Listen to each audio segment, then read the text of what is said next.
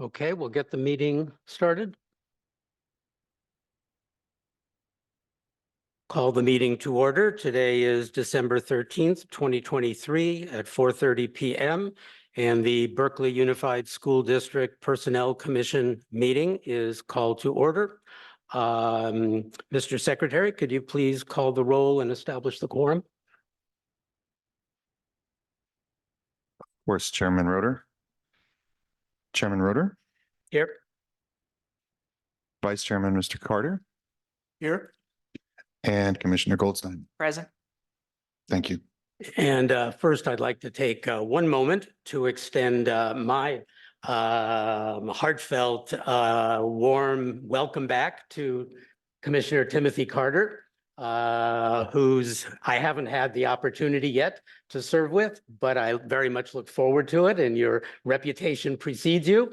Mr. Carter is the BCCE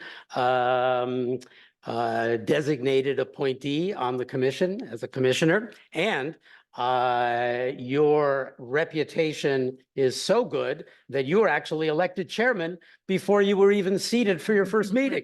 So I hope you will accept that election. I said chairman, I meant vice chairman. We thought about chair. Yes, yes, we did. We didn't do it. I appreciate that. Good. Well, welcome. Thank you. And now our next order of business is public comments. We have a 15-minute limit for public comments. There will be comments from our virtual attendees and also from the public who is here present. First, we'll call on anyone who is here present who would like to make a public comment, and you can step up to the podium there, and if the microphone is not on, turn it on, and we will listen to your public comment. So, who would like to go first? And if you would please just identify yourself. Hi, everyone. My name is Amanda Dia, and I work at Berkeley Adult School. I am here on behalf of Rodney Lewis, who is an amazing custodian. He is beyond words.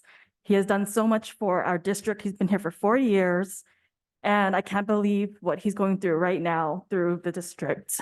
I am not great at public speaking, but I am here to stand with him because it is unfair what he's going through. And I believe that the regimen and the criteria that he's being put under is unfair, and there is something wrong with the system. So I please really would hope that you would consider that his 40 years of being here with Berkeley Unified School District would be some type of representation of the great work that he does, what he represents. And I just hope that whatever decision that you all come up to, that it's fair and that it is thoroughly thought out and that it considers not just numbers, but also the great work that he does. He makes everyone's lives easier. His existence has just been, I've only been with Berkeley Unified School District since February, and he has made a really great impact on my life, and I work closely with him daily. So please, when you consider whatever it is you consider for him, make it fair, make it honest. Thank you. Thank you very much. Is there anyone else in the boardroom who would like to address the commission? Okay, otherwise, we'll take a look if there are any hands up. And I see Denise Diggs-Ray has her hand up. So I would call on Ms. Diggs-Ray for your public comment. Yes, I would like to ask the commission to be forthcoming. And in previous years, when they have, when a budget has been presented, it has indicated what the past 2 years were.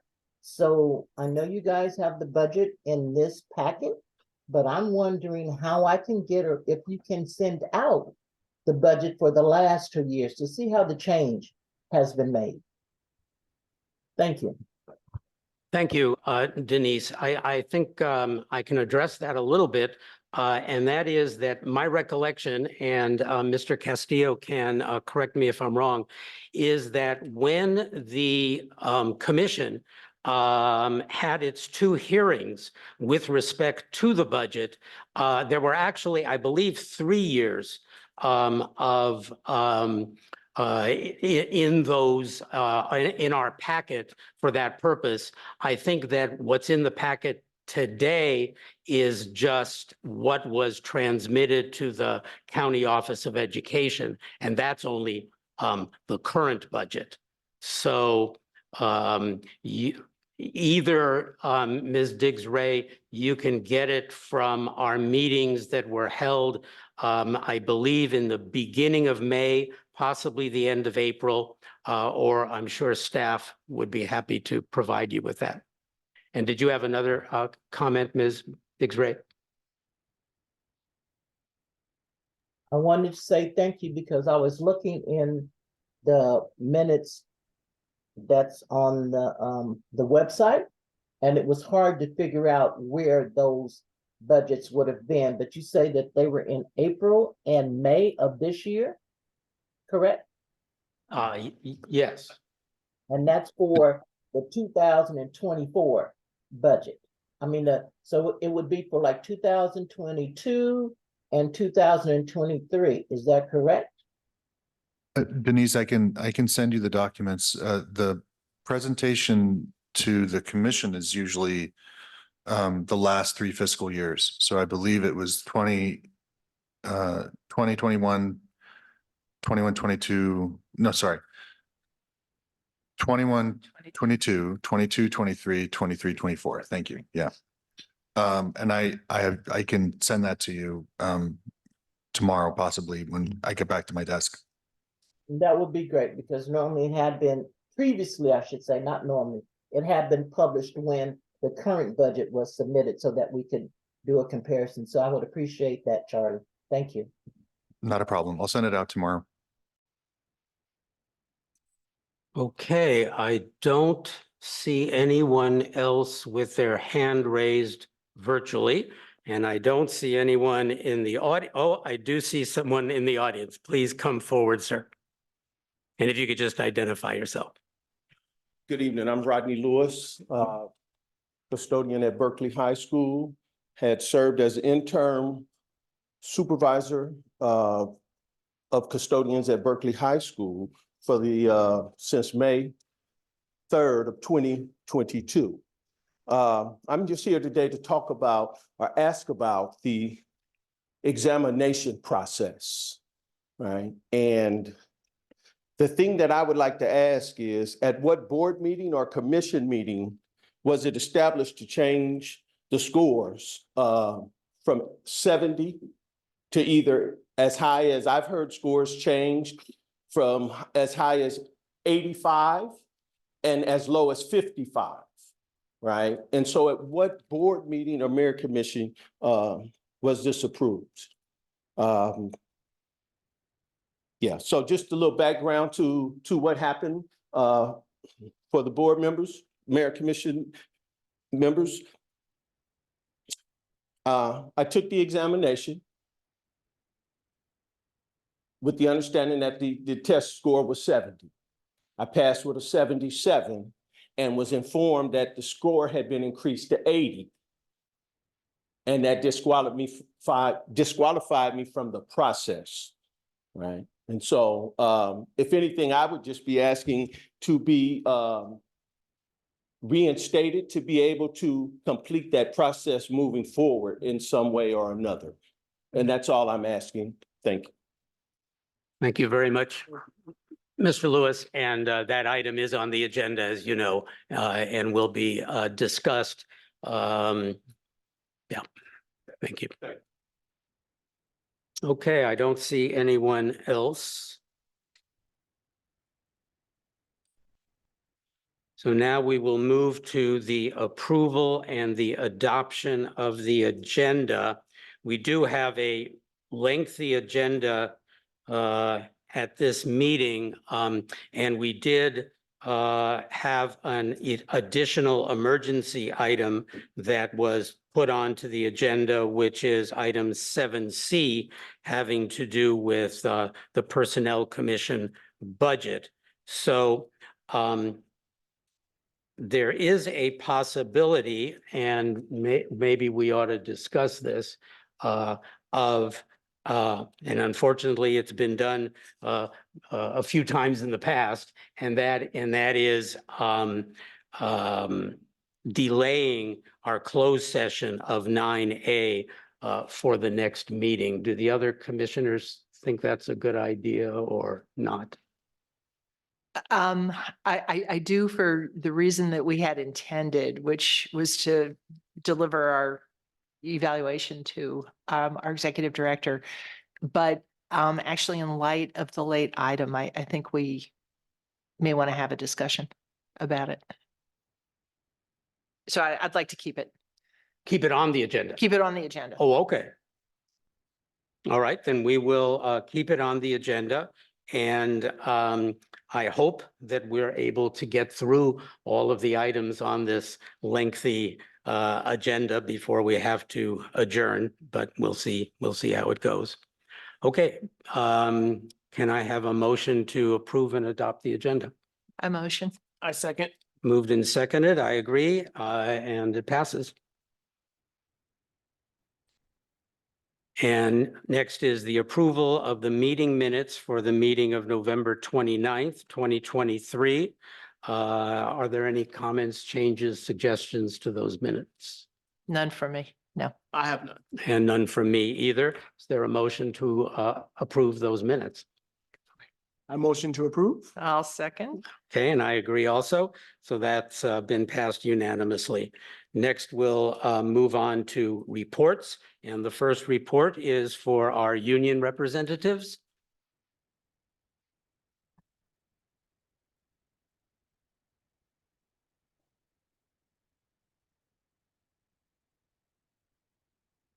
Good evening. So what I'm going to report right now is just to give you guys an update of where BCC is in dealing with the phase 2 classification study. It was good to have Commissioner Roder there to see what the steering committee kind of go through and the disagreements and just all the information that he was able to hear. But what we have been doing is just talking to as many members as we can get to right now before the winter break. And of course, it's going to be, with people getting ready to leave out of town and so forth for the holidays, that we will go back to speaking to those members after the holidays. And so hopefully by the January 9th meeting, we would have something to say as far as where we are in the process. As you know, we've been very clear and steadfast on standing on the fact that we do know that we have to meet and confer. And what the union doesn't want to do is to agree to something that the union or the negotiations team in a whole needs to really discuss. And we just trying our best to be as fair as possible and as transparent as possible with our members to let them know that they have the opportunity to come to us with any concerns that they have, because there's been a lot of different things that we've been hearing throughout this process. Just with members still not receiving any feedback from the E&H consultants after responding to, after they fill out, there's the different phases. I can't even think of what it's called right now, but when they receive the feedback from the consultants, and then they'll say, okay, they're asking, do you agree or do you disagree? And they're saying that they disagree for whatever reason. There's nothing that comes after that.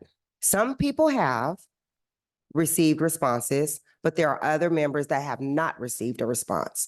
And then it also still isn't clear to the members what the supervisor is saying.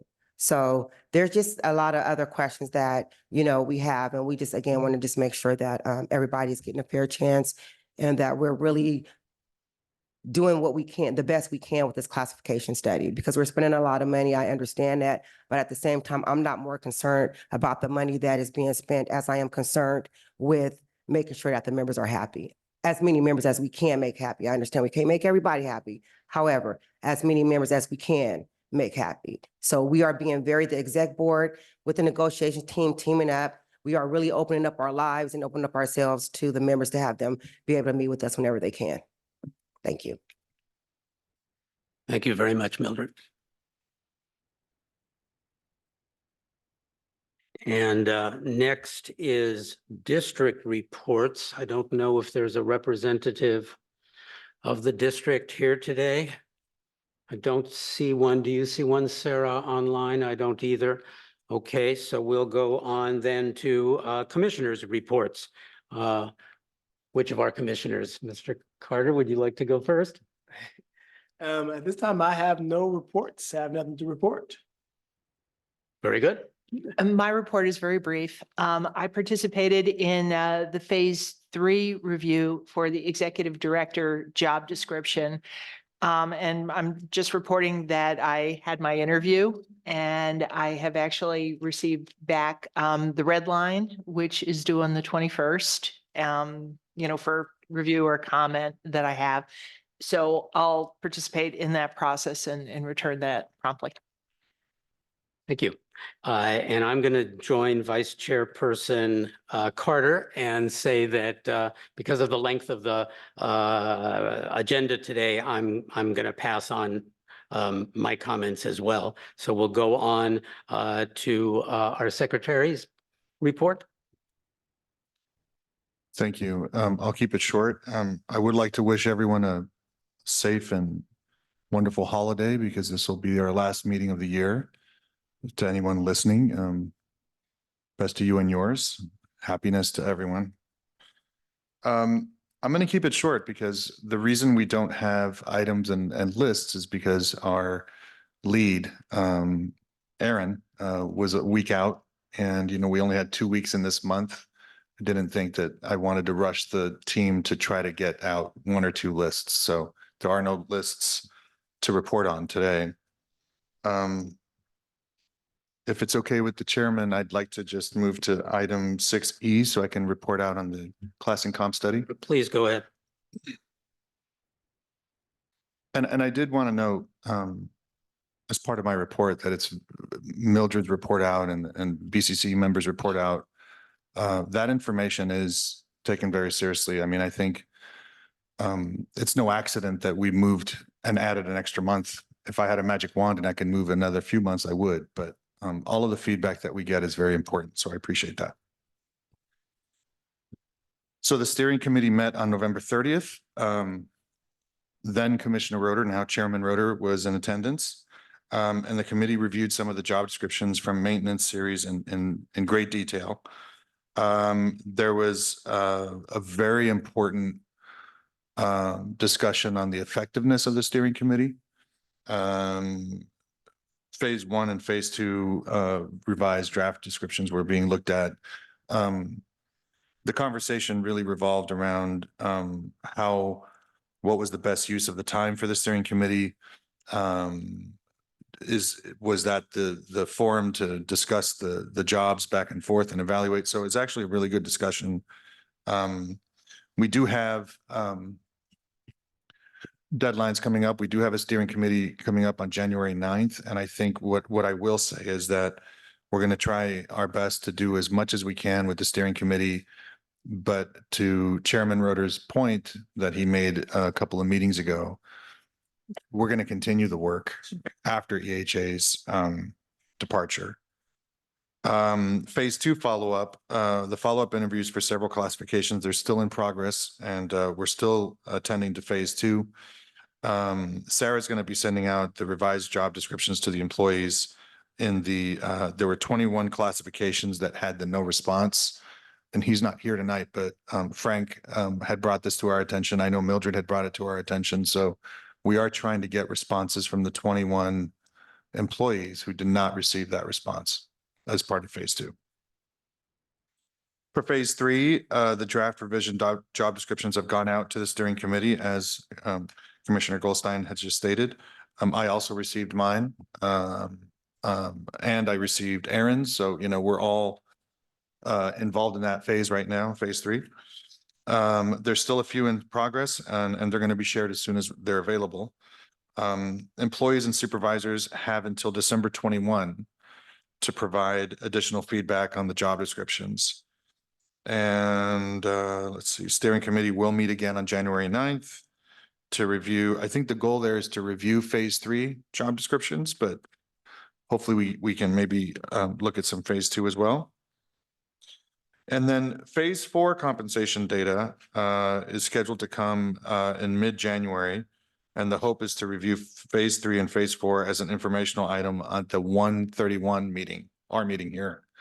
I will tell the commission that phase 4 is somewhat of a mystery to me at this point. I do know that we agreed to the benchmarking districts, and I believe the way it was explained is that jobs will be benchmarked to those districts, but I don't have a clue at this time as to what that even looks like right now. So I'm usually kind of in the loop on these things. So we'll see what the phase 4 report has in store. Thank you. That's my report. Thank you, Mr. Executive Director. I'm going to comment a little bit because I did, as Mildred pointed out, attend I don't know if it was the last one, but one of the recent steering committee meetings at the invitation of Mr. Castillo. And I was just an observer. And it's a little bit unfair to Mr. Carter because he's jumping into this right in the middle of the whole process. But I'm sure you will catch up very, very quickly. But so far, what's being discussed is we have issued, we hired a consultant, EHA. They issued questionnaires to all the employees. They issued the job descriptions to all the employees. The employees had an opportunity to comment on their job descriptions. The supervisors had an opportunity to comment. There was a little bit of backing and forthing on that, and revised job descriptions for some of these phases were presented by EHA. Two things. One is, I think Mildred did allude to the fact that there was issues with respect to whether or not some of the comments that employees made about their job descriptions, whether those comments were actually incorporated into those job descriptions. And we had a meeting in which some employees came forward about their job description, and we asked EHA to take another look at it. In addition, there was a question about whether the employees had, let's call it, sufficient confidence in EHA to participate robustly in the questionnaires and the whole process. Between the questionnaires and personal interviews and responses to draft job descriptions, we probably had in the range of about 50% or so participation, but that means 50% didn't participate. And so that's an issue, but we've been told that in studies such as this, not everybody does participate. So this is kind of in the low end of the range, but nonetheless in the range. So as to the meeting that I attended, it really was obvious to me that one of the problems, and this was brought up by Frank Hernandez, so this is not exclusively my idea, but one of the problems that was brought up was that there was really no mechanism developed for conflict resolution, for what happens if an employee doesn't agree with the job description. What happens if the employee doesn't agree with their supervisor's comments about the job description? How does that get resolved? I remember asking EHA when they first presented to us, what happens? And they said, well, it'll go to the steering committee. Well, from my meeting at the steering committee, it was obvious to me that is not what the steering committee was constituted to do. Steering committee was constituted to steer the project, review the questionnaires, review the timelines, create benchmark classifications for compensation, do things like that, but not to go through individual classifications and work out the differences between, say, supervisors and employees. So my final comment on this is, and I don't know if it's anything that either BCCE or that the district would want, and I don't know if my fellow commissioners would want us to do it.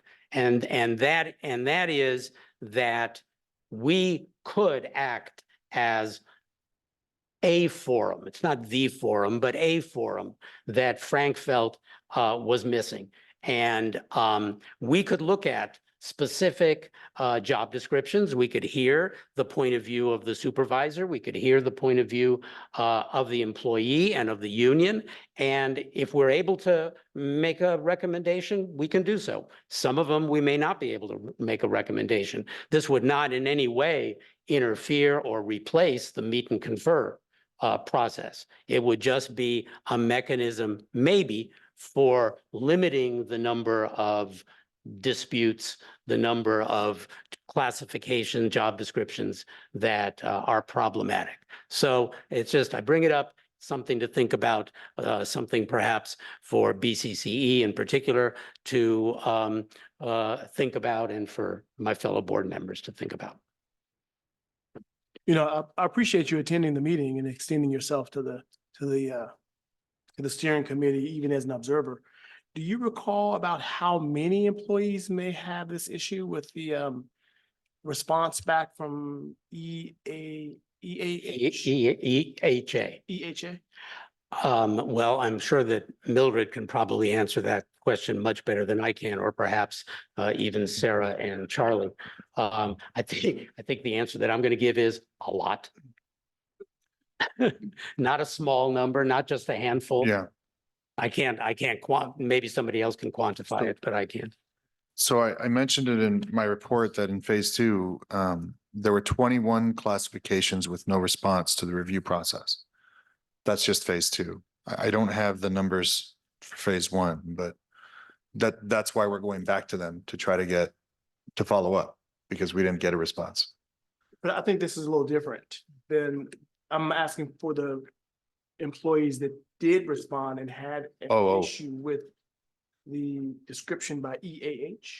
EHA, Eric Hall and Associates. Yeah. EHA. Thank you. Yeah. You know, in that vein, I wonder also about that. And to make it actionable, there needs to be a list. Okay, otherwise, you know, it's kind of out there in the ether.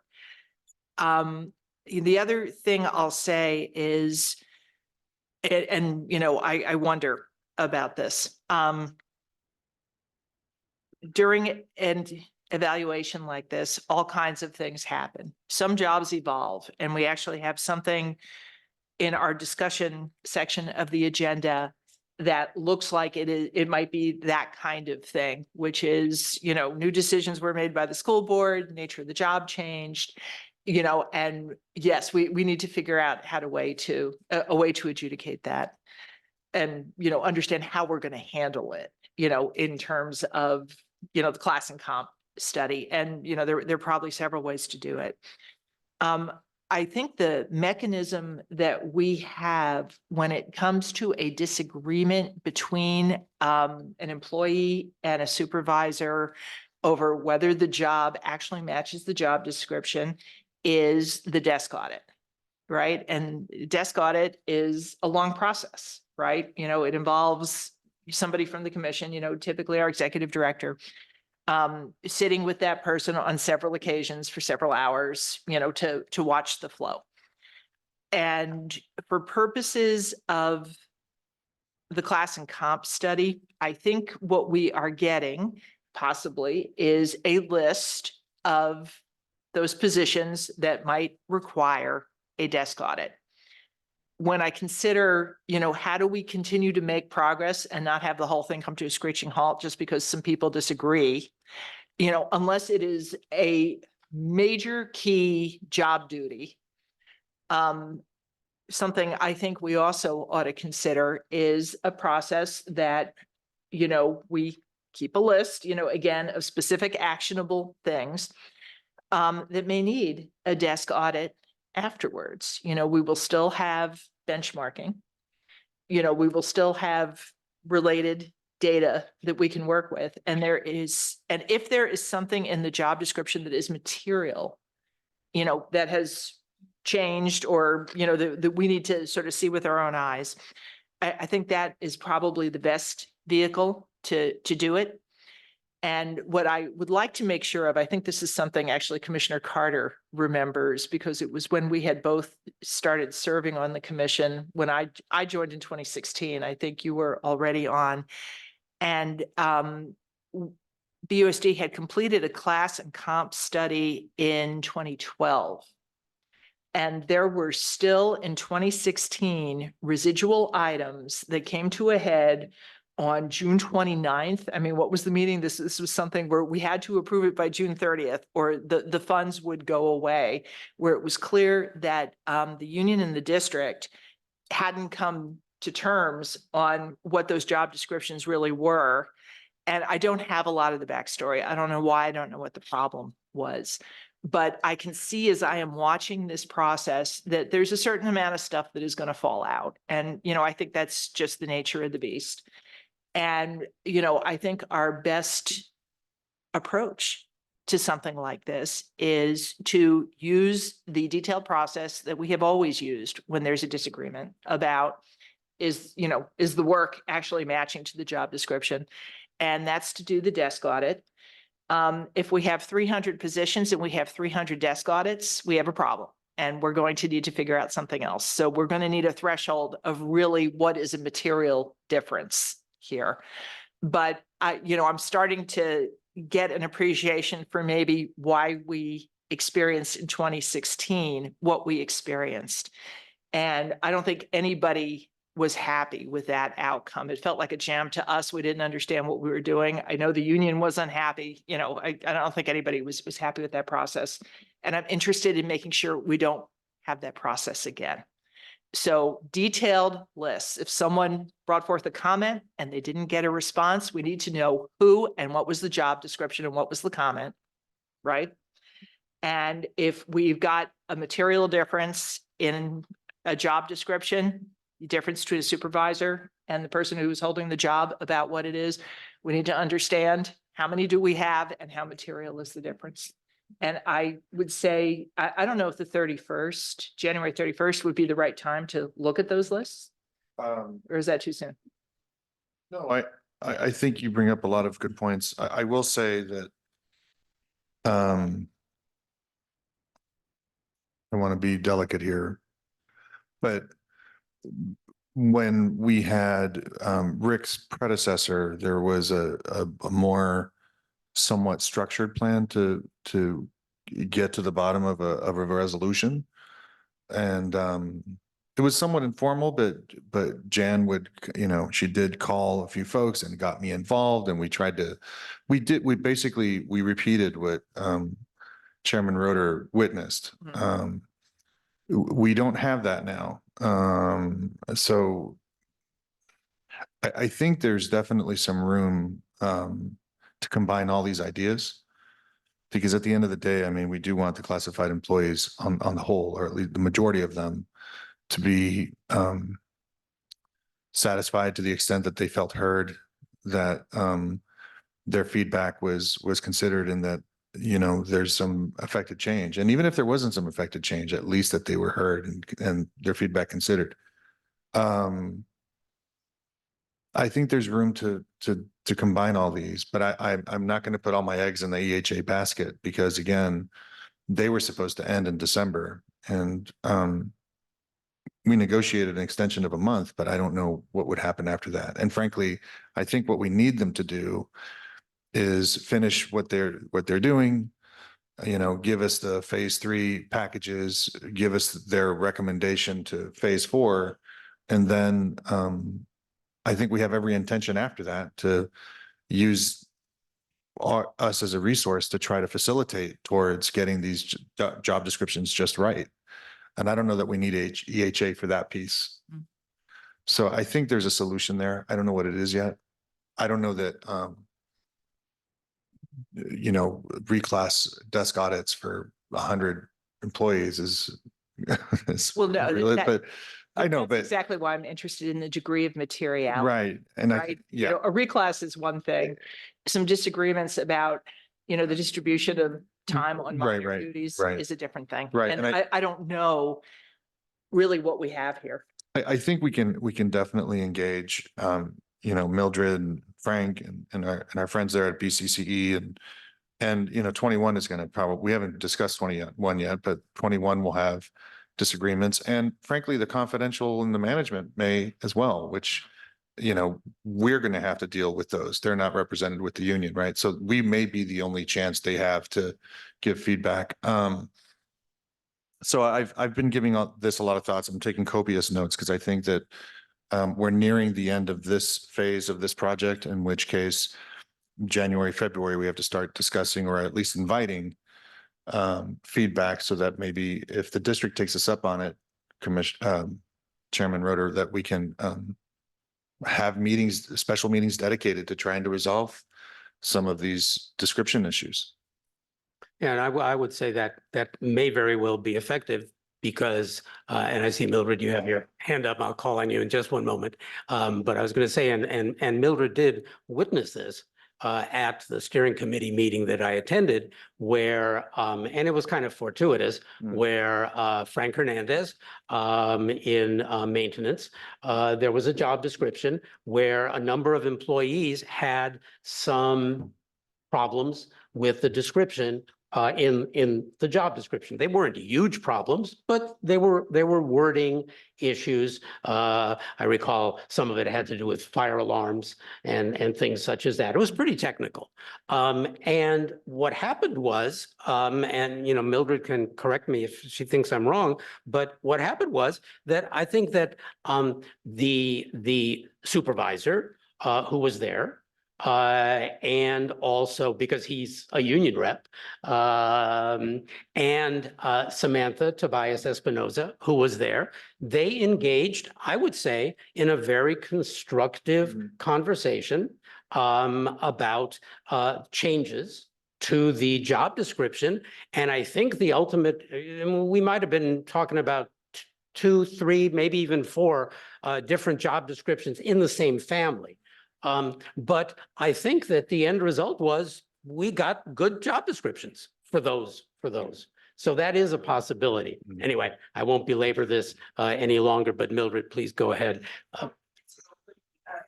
I think you need to come to the microphone or else people on Zoom won't be able to hear you. I just wanted to quickly say, because I was also thinking about this and just listening to what everyone is saying, is that we have 3 people, if I'm not mistaken, and correct me if I'm wrong, that's working on this classification study, from Miss Angela, I think it's Miss Sandra, and then we got Rick. So I think it's 3 people. It's 4? Who's the 4th person? Dr. Sanchez, remember? Oh, she never comes on the screen. Okay. So we have 4 people that's working on all of these job descriptions. So I'm just a little concerned, and I just want to say it because I don't want nobody to say I didn't say it at all. As quick, we're going so fast because it hasn't even been a year since the time that they started. I'm a little concerned on how accurate the information is that we're going to receive. Because if we just would, our whole group that we have trying to talk to people and go through these job descriptions, then it takes us a very long time. And I've talked to other districts that went through a classification study. They said they went through 10 job descriptions in 1 month. It took them 1 month just to go through 10. So 600 some job descriptions through all of our units from Local 21 and ourselves. I'm concerned about how accurate the information is that we're going to receive. And I just want to make sure that I note that. Thank you. Great, thank you. Okay, I think we'll go on to our next. Chairman Roeder, can I ask just one closing thought on that? Yes.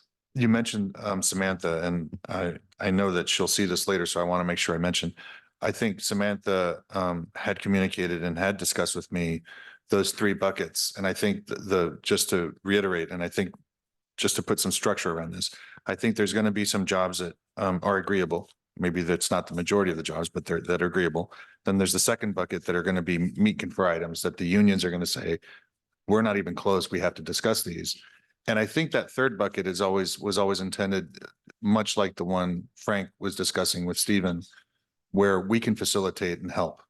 And I think that those are the ones that I'm going to try my best. We'll try our best to try to get those working with the union, that if we're almost there, we're almost close, we can work on that third bucket. So I just wanted to say that and suggest it. Thanks. Thank you. So we'll move on now. On to our conference items. The first one is item 7A, which is a step advance request from, I think M is Monica Rodas. Mr. Secretary, could you present that? Chairman Roder, thank you. Before I get to Monica specifically, I wanted to reiterate something I mentioned in I believe it was in the November meeting, might have been in the October meeting. I do listen to the unions, and I do listen to some feedback, because I'm always trying to do what I do better. One of the things that was brought up, and it was brought to my attention in regards to the step advancements, is that when you look at the ed code, there should be obviously a recommendation coming from us and a final approval from us, but there should also be a consideration from the board, so that both bodies are kind of working together in tandem. I say that because although the IT before and after school program is one of the jobs that I believe I'm going to include, I do intend to work with the district, specifically with Samantha, to create a list for the board's consideration that, of course, I will show to the commission first, in which the board has, in essence, pre-approved consideration for certain classes. And of course, these are going to be classes that are in high need, high recruitment, high retention areas. So I do plan to do that in January. So this process may look a little different, but there'll be more discussion on it. So I just wanted to reiterate that that's the intent moving forward in the new year. Thank you. So Monica has requested a step 5. I think there's no question that the instructional technicians for the before and after school program are definitely not just a recruitment need, but a retention need. Monica is, in terms of her education, I don't like using the term often, but overqualified. She has a BA. She has a very impressive educational background, but she does have the 1 year of experience. And I say that because although she's very impressive and we're very happy to have her, usually my recommendation is based on 1 year for one step for 1 year of professional experience and 1 year for degree for education. So if we were only counting and we are using the process that I've been consistent with in terms of my recommendation to the commission, that would put her at step 3, not step 5. So that's my recommendation. Although I appreciate Ms. Rodas and we're happy to have her, my recommendation would actually be a step 3, even though she's requested a step 5. Thank you.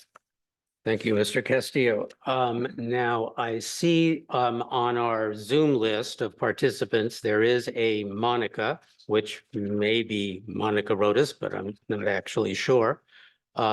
If Monica would like to address the commission on this subject, you can raise your hand, your virtual hand. Otherwise, we'll go on to commissioner comments about this. I don't see Monica raising her hand. So commissioners, I turn it over to you for comments, questions. Yeah, I have a question. You sort of explained your rationale for the step increase for 1 and 2. What was your rationale for what would it be for 4 and 5? So I count for every step that I'm recommending, it is a year of experience or the degree. So for example, if Monica had 3 years of experience and the degree, she'd be I would recommend a step 4, but she only has the 1 year of experience. So 5 would be 5 or more of years that she would be bringing to the table in order for me to recommend a 5. Thank you. Commissioner Goldstein? I don't have any questions. Okay, I don't have any questions either. Is there a motion? I'll motion to support Secretary's recommendation for a step 3 increase. Is there a second? I second. Moved and seconded, and I agree. And it's unanimous that Ms. Rodas be elevated to step 3, step advance. Who is that? Okay. Yes.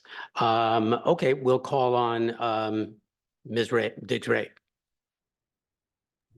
Yes, I just want to confirm and get in writing again that all these step advances that are coming through before the comp study is complete, they will be looked at in the comp study as well, so that they may again get another compensation for whatever it is. I understand that Mr. Castillo said he recommends a 3 instead of a 5, but I'm just want something to be in writing to say whether or not these people that have come through and have gotten advances will be looked at again, even though their classes have been already interviewed, questionnaires have been done, and may actually get another advancement. Can someone answer that question for me, please? Well, let me try to answer it tentatively, and then we could probably get a more precise answer from Secretary Castillo.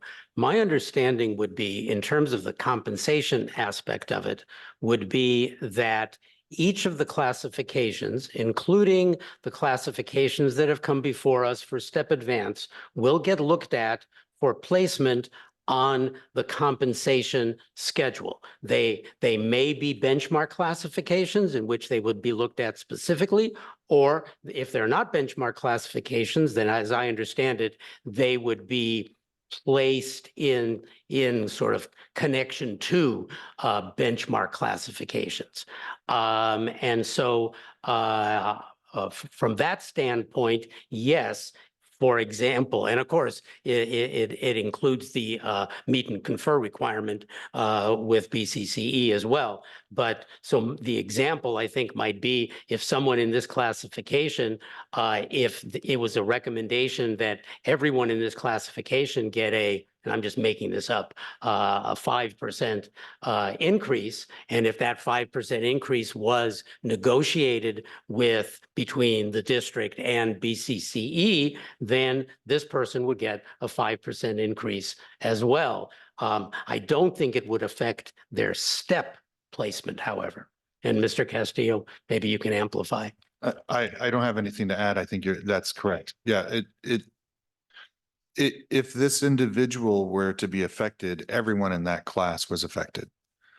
So when the class and comp study is done, it's the classification that's being benchmarked, not the individual per se. So if all the step 3s went up, hers would go up too, I guess is another way of saying it.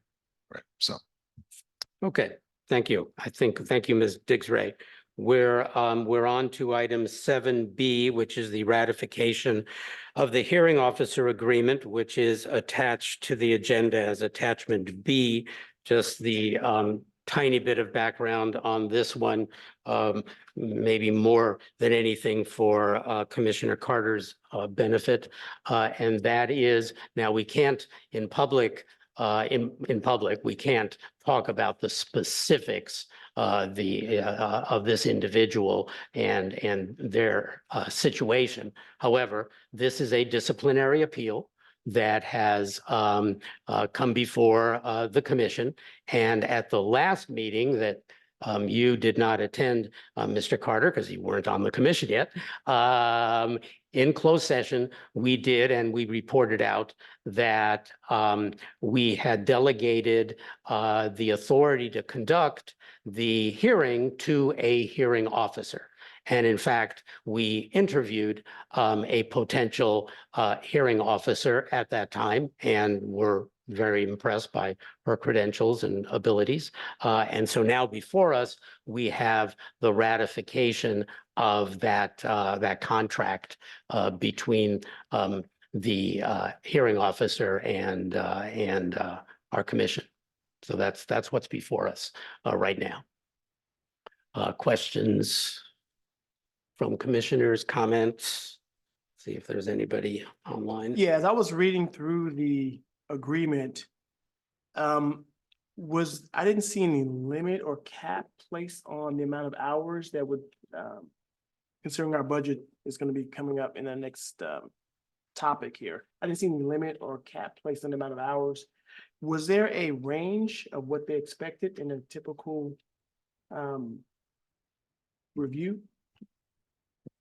That was not described or wasn't explicit. They did say they wanted to keep it, the entire hearing, under 3 days. But it was not explicit in terms of how many hours. Which the hearing officer did say, and chairperson, help me with the term that she used. In reviewing all the information, you can either, take it as a given, that this information is right, or you can sort of go back and revisit all of, the alleged, there was a Skelly hearing, there was this, there was that, there was this, that, and the other finding. And it sounded like her intent was to do the deeper dive. There was a Yes, term of art. de novo. De novo, thank you. Okay. So it's a more robust process than I think just doing a review of documents that are put in front of you. Yeah, she would actually be calling witnesses, witnesses for the appellant. The appellant and the appellant's representative would provide a list of witnesses that they would like to call. And then the district would also have the opportunity to provide that list of witnesses. And then there'd also be documentary evidence, and all of that would be presented at the hearing to the hearing officer for consideration. So it can be a lengthy process, as I think you've undergone in the past. Yeah. Okay. That was my only question. That was my only question. I don't have any questions about the letter. I think the rate is fair. I think the hearing officer understands our interest in, balancing, fairness versus expense. And because we are the last stop in the appeal process for someone's livelihood, it's important that we do it right. I couldn't agree more. Well, do we have a motion on this? A motion to approve? And I'll second. And I agree. So that's been passed unanimously as well. All right, now we're on to item 7C, which is the emergency item that was put forward. My understanding, very briefly, this is about our 23-24 budget, which is the budget that was approved by the commission in May of this year and submitted to the County Office of Education. It got a little bit complicated because of funding sources, and we might get into that a little bit during this discussion. But I've seen some emails that I think gave Mr. Castillo, myself, perhaps other commissioners, some pause about, has this budget actually been loaded into the system, for want of a better term? Which aspects of it have been loaded and have not been loaded? So I'm going to turn it over to Mr. Castillo. But what I'd like to have addressed as part of this is, where do we stand right now? with respect to some of the important components of our budget, namely the salaries to our employees, including to Sarah for our Administrative Assistant 3, which comes out of a different funding source.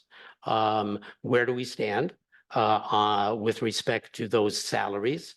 And then where do we stand with respect to other sort of ancillary additional budget items, invoices that exist separate and apart from our salaries? So Mr. Castillo, if you could kind of present this and address some of those questions if you're able to. Sure, I'll answer any question that I can. I don't have all the answers, but I'll do my best. So to my knowledge, as of today, we have in Escape, which is the system that we use to purchase and order things and set up job fairs or order phones or whatever. It is the 22-23 budget. This came about when someone in accounting said that my phone was going to be cut off and I hadn't paid the bill, and Aaron found out that we had no money in that item, and it was because now we know it was rolled over from last year. So it started an inquiry, and then in the inquiry we asked the Assistant Superintendent of Business Services, where is the budget? Where is the 23-24 budget? We've all been paid. So I don't have access to the salary. I don't think there's been any impacts on our pay per se. But I do know, so there's two parts to this. One part that we can confirm beyond any reasonable doubt is that the board, our Assistant Superintendent of Human Resources, and the person in charge of the BSEP program have all authorized and signed off on the 0.5 funding for Sarah's position.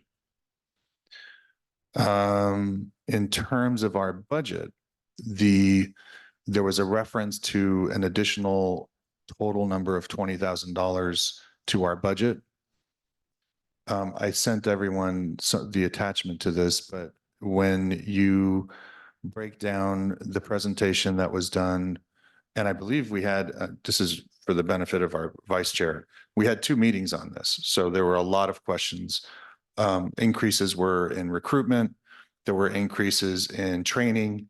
One example is we wanted all the commissioners to go to the conference this year because it was in Monterey. They're having a commissioner kind of tutorial school, things like that. So we spent 2 meetings before the commission kind of explaining what the additions were, because there were a lot of questions. As highlighted in our own merit rules, and it's also in the Ed Code, the district is invited to participate in those meetings. Our Assistant Superintendent of Business Services was invited to both meetings multiple times. She did not attend. Commission approved the budget. We then reached out to her to sign off. Our previous chairman signed it. The commission voted for the budget, voted to approve the budget, and we then sent it off to the county. The deadline for the district to protest the budget for the county was back in June. Keep in mind, since that time, we haven't heard anything from anyone.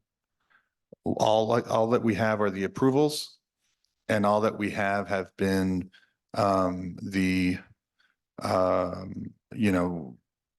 we've been operating as though our budget was approved because it was.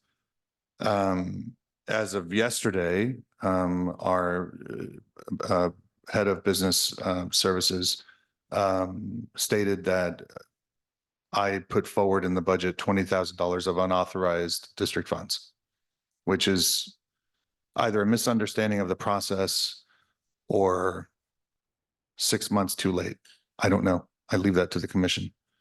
But I have provided the commission with all of the approvals, all of the emails, all of the contemporaneous notes, all of the evidence to demonstrate that I and my team did everything by the book. And the district was invited to participate. And some members of the district did participate, obviously, because they approved the funding for the position that we requested. But here we are. For some reason, our Assistant Superintendent of Business Services believes something was not done correctly, but we did everything in accordance with our rules. So I'll take any questions if you have any, but that's pretty much it. Thank you, Mr. Castillo. Questions from our commissioners? All right, thank you, if I might. Thank you for the summary. Appreciate that.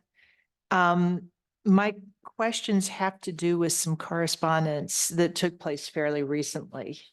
And in particular, what I am concerned about is it looks like in that correspondence, the county was also included. And can you just help me understand why at this point that would be the case, based on what you explained, typically, our budget is submitted in May. It's either contested or not, and it's locked by July 1st, which is the beginning of the fiscal year.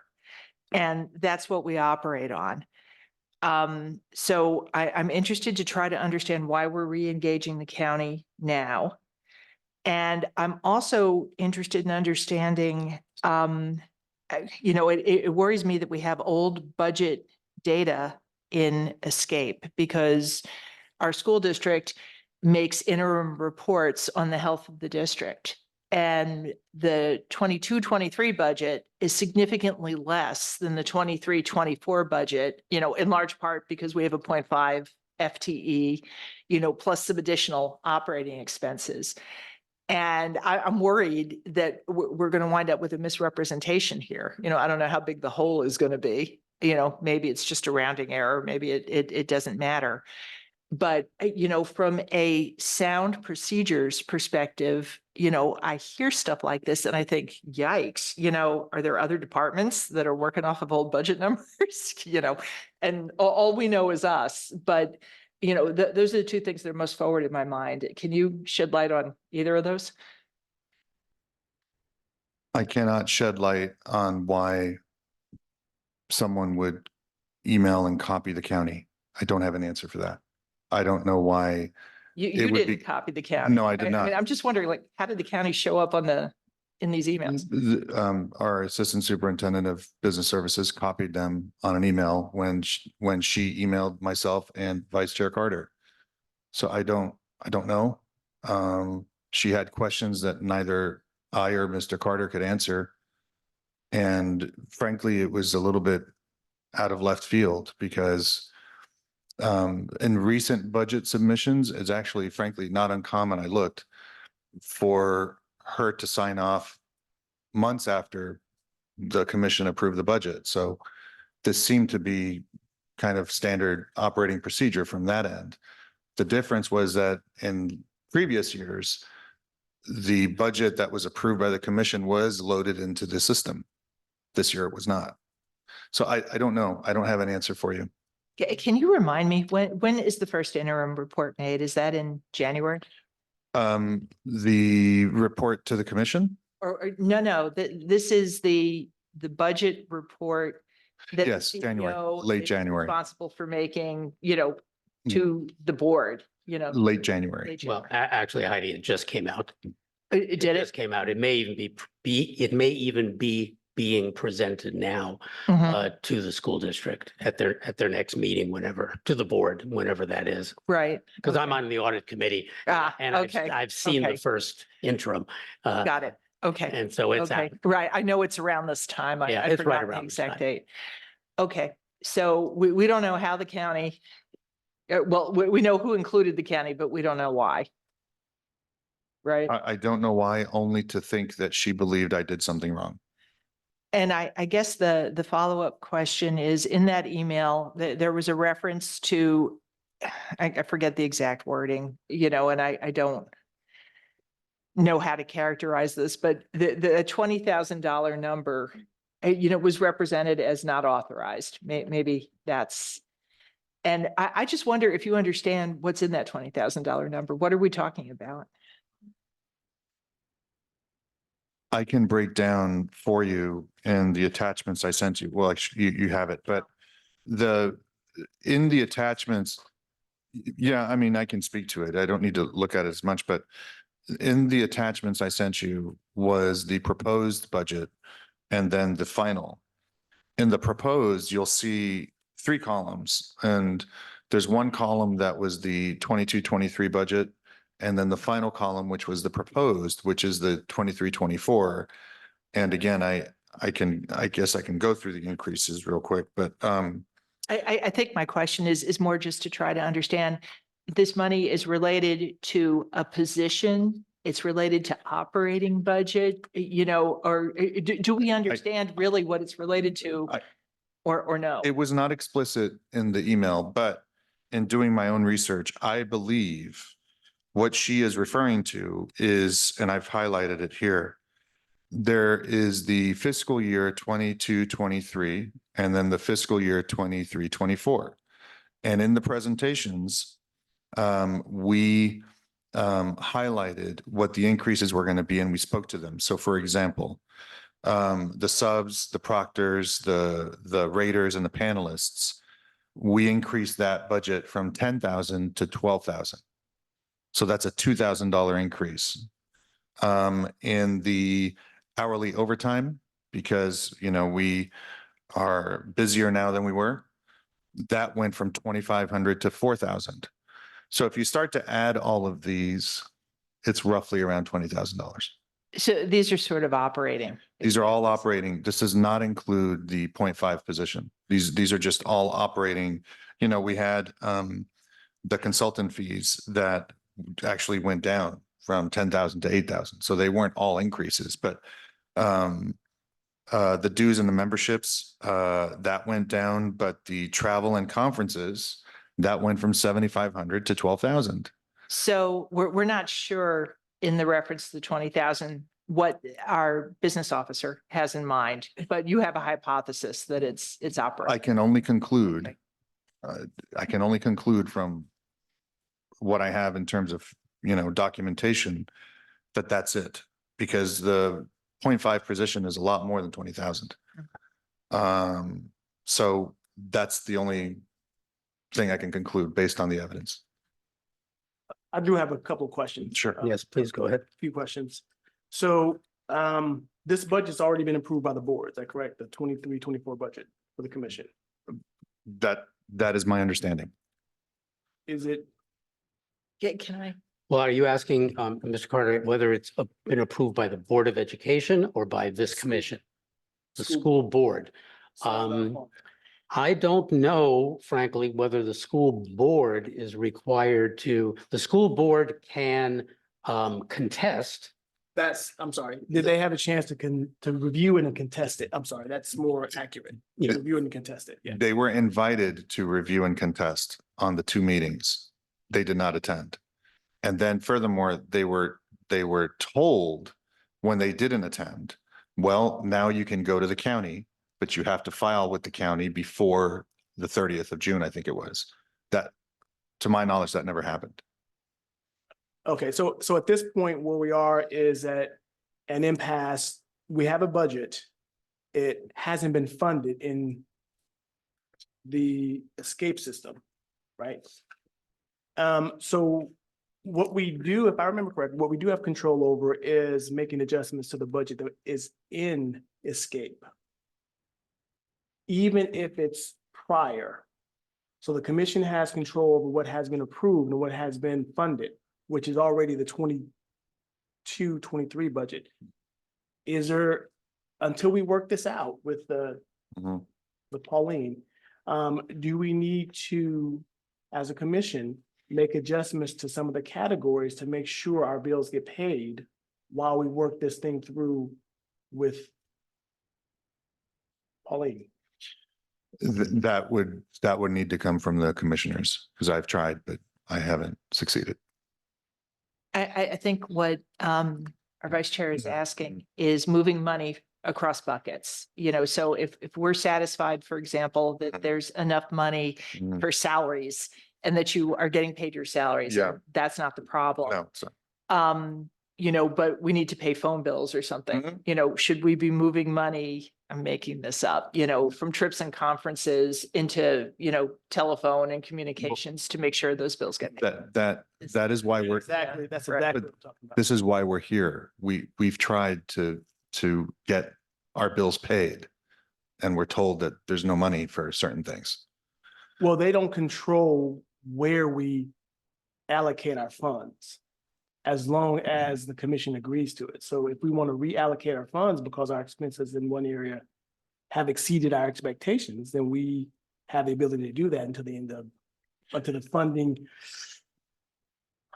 until the funding source is gone or until the funding year has ended. So the funding year has ended technically, but the source is still there because they haven't funded.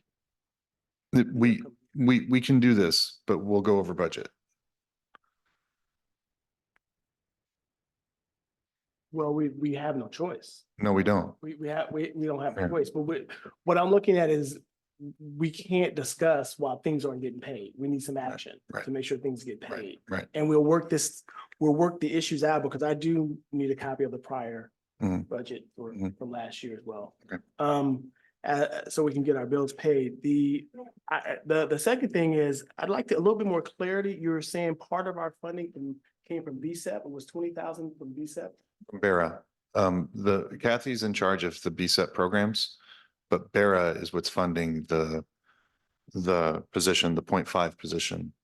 She's also in charge of Barra. No, it's not the 20,000. Kathy Fleming's also in charge of Barra. She's in charge of both Yeah. Barra and BSEP, and this money is coming out of Barra. And it's just for our administrative assistant, half time FTE. That's being funded by Barra. Well, I think the reason why Vice Chair is asking is because in the email response to the two of us, it was implied that there would be a increase of factor that the commissioners would have to speak on the tax. I think that things were conflated because the 0.5 position is a lot more than $20,000. The only $20,000 I can gather is from our operating budget. So I'd caution against assuming where she came up with the $20,000 because we're guessing on everything. I'm guessing. Right, so that's Yeah. But what I do want to get a little clarity on is why do we need, or why are we getting outside funding for a position for the commission? Is this position split between a different department? Why are we, so the dollar amount aside, Yeah. I didn't realize we were getting additional funding from Bera? Bera. Bera. I can answer that. Could you please? Yeah, I can answer that. When we originally proposed this position, which would be a new position, we proposed it that the funding would come out of the general fund. However, SBAC, the Superintendent's Budget Advisory Committee, at that time, did not agree, they voted, and they did not agree that the money could come or should come out of the general fund. And that's what they have control over, is that budget of the general fund, which is, most of the funding for the school district.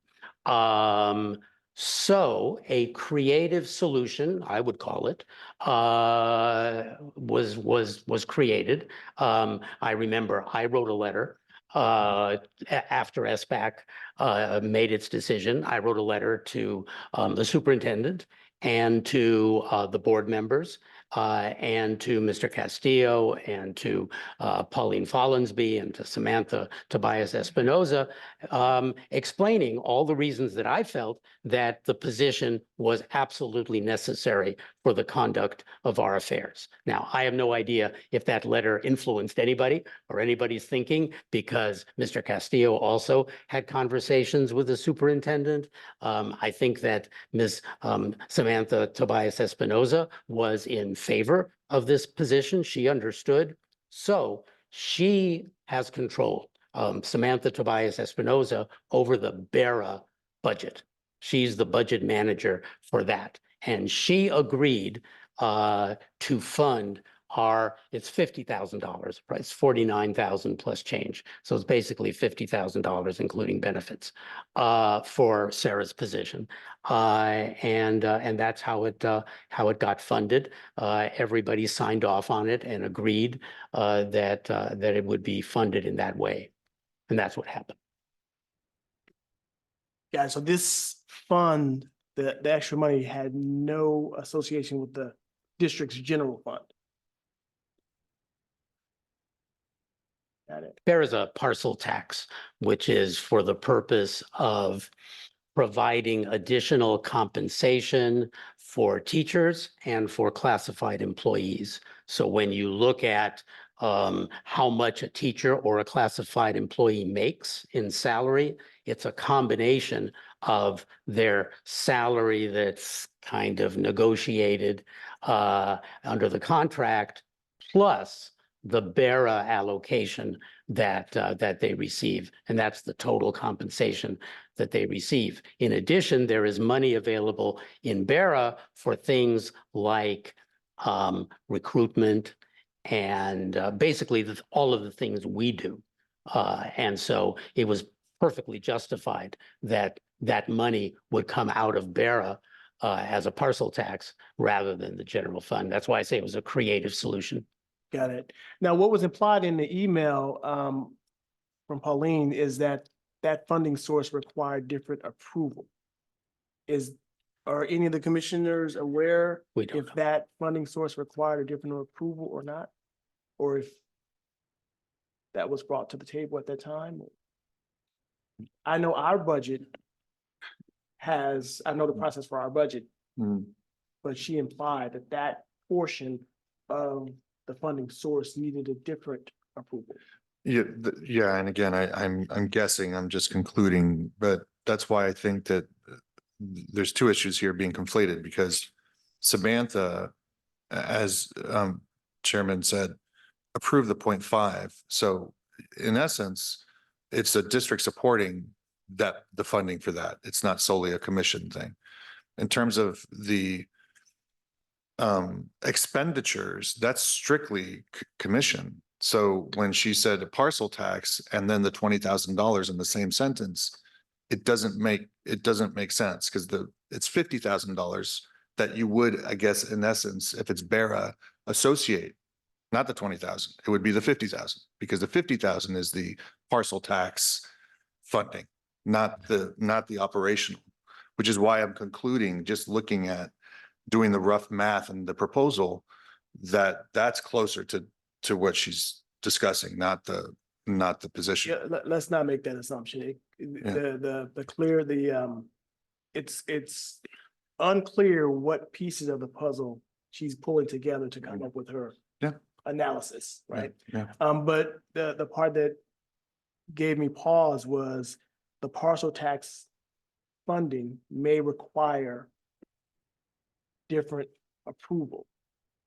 And I didn't see that addressed at all in the email in the emails. Of course, I only had that one email chain. I didn't know if you knew because the BERA is funded through the parcel tax, which is not under the direct control of the district.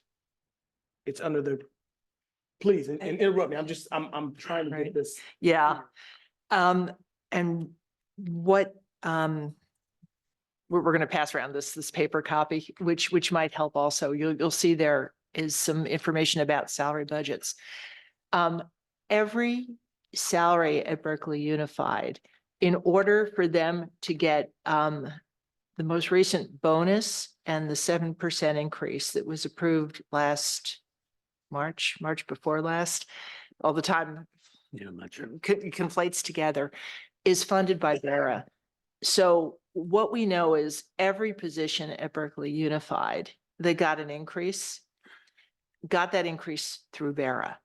You know, so what is a little different about the 0.5 that is Sarah's position is that it is not a composite of general fund supplemented, you know, by Vera. It's 100% Vera. So this may or may not help your question, but I'm just giving some context. Bara is an element of every salary. It's an element of executive directors. It's an element of commission staffs salaries already. I will say that as I looked at the email here, what is disturbing to me is, the budget process was April and May, right? As executive director has said, there were multiple invitations, to ask the CBO, to come or to send a representative, to understand what we were doing, and for whatever reason, nobody took us up on that. The fiscal year started July, August, September, October, November, December. Why are we receiving an email in December asking if this was approved? I can get that there might have been a question, but I can't tell you, as a Berkeley taxpayer, I'm looking at this and I'm seriously thinking, did this happen other places or is it just us? And what the hell is happening here? What's going on? Why are we finding out 6 months later, there's a question about who approved the thing? I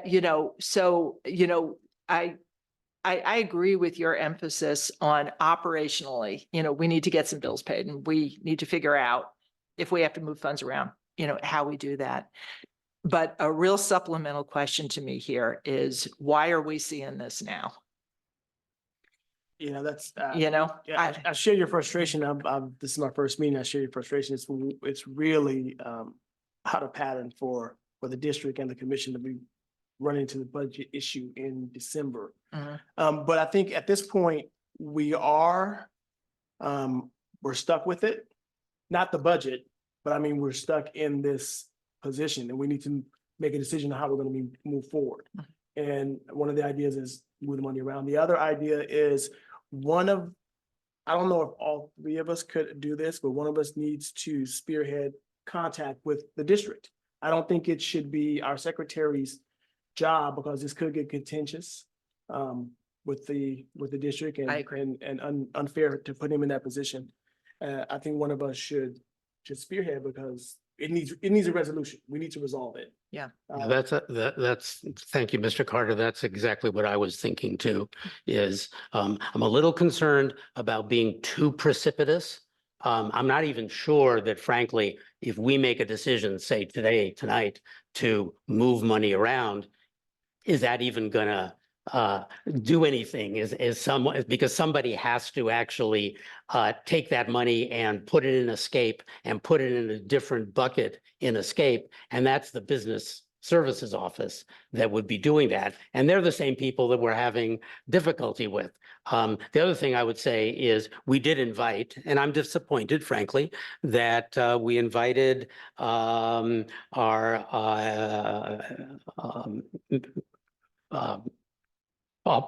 Follansby to attend this meeting to explain all of the things that are in her email, but she has not attended, and that's a problem. She didn't attend either one of our other meetings, but yet now she's pointing the finger and saying, well, you didn't follow proper procedures. Well, to my mind, it takes collaboration. I was sort of joking with with our secretary that, the district talks about 4 E's, which are very appropriate. I think about 3 C's: collaboration, cooperation, and coordination. And collaboration being the most important. And that is, if Pauline Follansby sees that there's a problem with the authorization for the BARA funding, I don't think there is a problem, but if she perceives that there's a problem in a collaborative way, she should say, you have a problem, put it on the agenda of your next meeting. In 5 minutes, we would approve the item. So, this is not insurmountable. And I agree with you. I sort of think that the next step is that we deputize someone to meet with, I would suggest, our secretary, Pauline, and probably Samantha, and get to the bottom of what's going on here and try to fix it.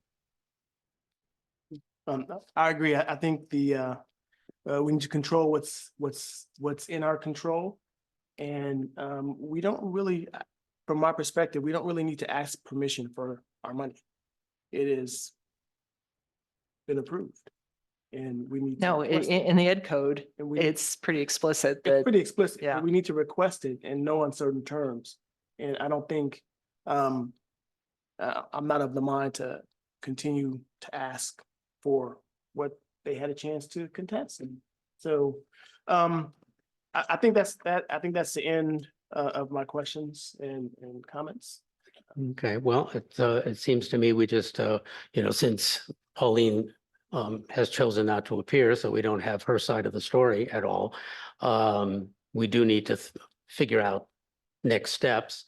It seems to me what I've been hearing, I'm not sure the moving money around concept will actually work right away. It may be something we have to do, but I'm not sure it's the first thing, in my opinion. However, maybe either or both drafting a strongly worded letter from the commission to Ms. Follansbee and to Samantha and to the superintendent, stating that we need these funds and we need to have them approved, not approved, but provided, and we need it immediately. may I add to that, I would also like an explanation, based on the email chain that we saw, whatever this $20,000 reference is, I'd like to understand from them, what is it? What are you talking about? And if there is an approval concern with I'm not sure there is, it's kind of hard to tell from the email what we're really talking about here. But I would like them to explain this, is there something that is outstanding for approvals? And what is that approval and what is that process? Berkeley Unified has been around for 100+ years. There's a procedures manual for finance. None of this should be a mystery. And that's part of what is disturbing about this to me, because as our chair knows, if he's on an audit committee, the first thing auditors do is say, what are your practices? And then what they say is, show me that you followed them. And this, I take this so seriously because this is why school districts go into receivership. If they have enough of these kinds of problems, this is a very bad sign. And I don't know what it means. Maybe it's just because we're a little different than everything else. And it just happened here. And I hope it's that localized, but I don't know what to think. Right.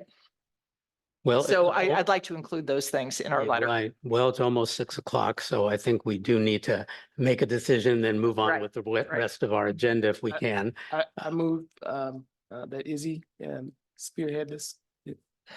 Spearhead the. Thanks a lot.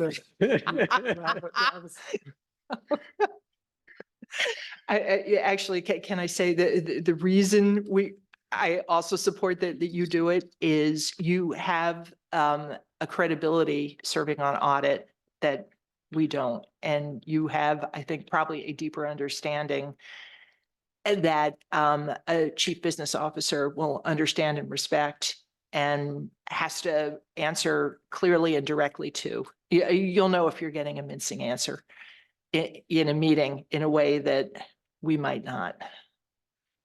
Yes, I'm just looking at, I think that Samantha Tobias Espinoza may have joined this meeting, and I don't know if she's been able to understand what it is that we've been discussing about our budget. But Samantha, do you have any comments that can be made about our budget before the commissioners vote? I'm sorry, I just joined you guys. I was stuck in traffic. So I didn't hear much before, Commissioner Goldstein's, last comment. So if you want to give me a quick summary, I don't mind, trying to weigh in.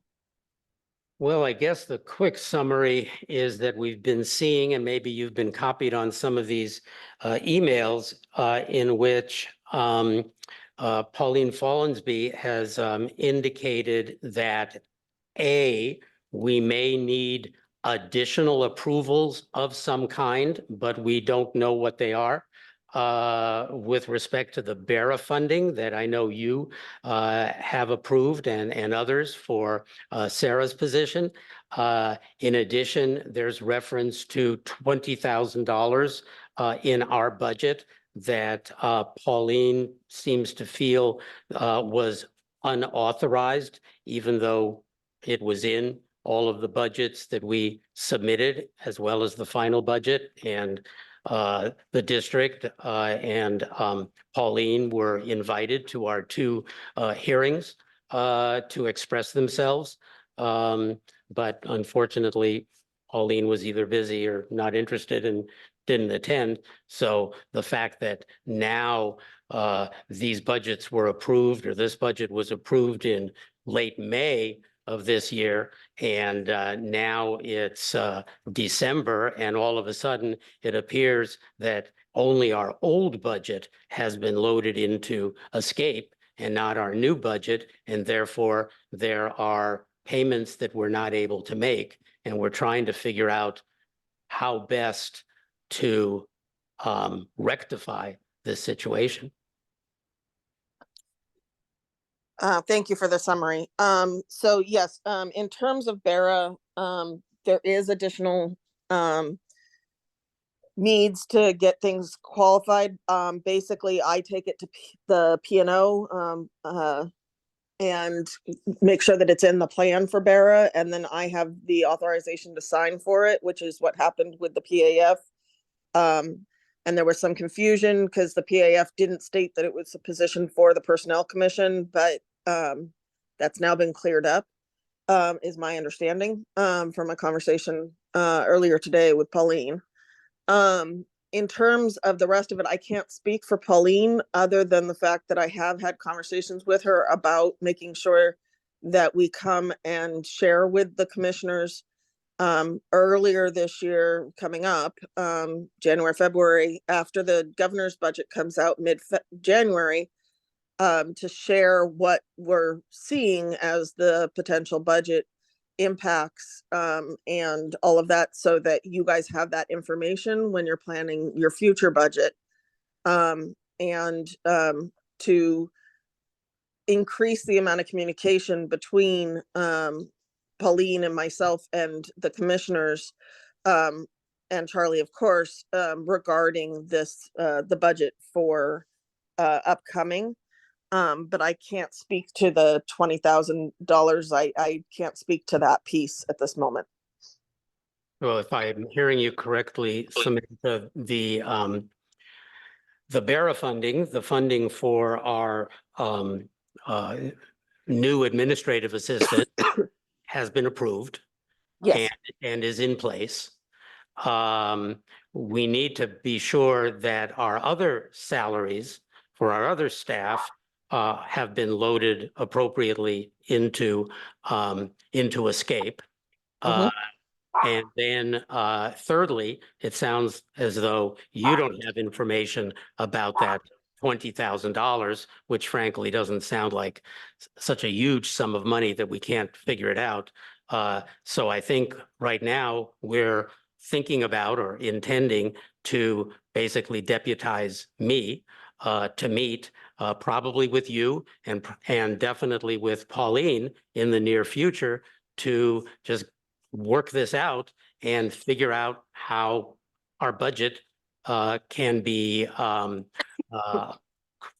loaded into the escape system. And then lastly, I agree with you that communication regarding our future budget and undoubtedly, well, I don't know about undoubtedly, but there may be cuts forthcoming after the governor's budget is announced, that we have communication about that. I'm totally in favor of that. So does that sound like an approach that makes sense to the district? Yes.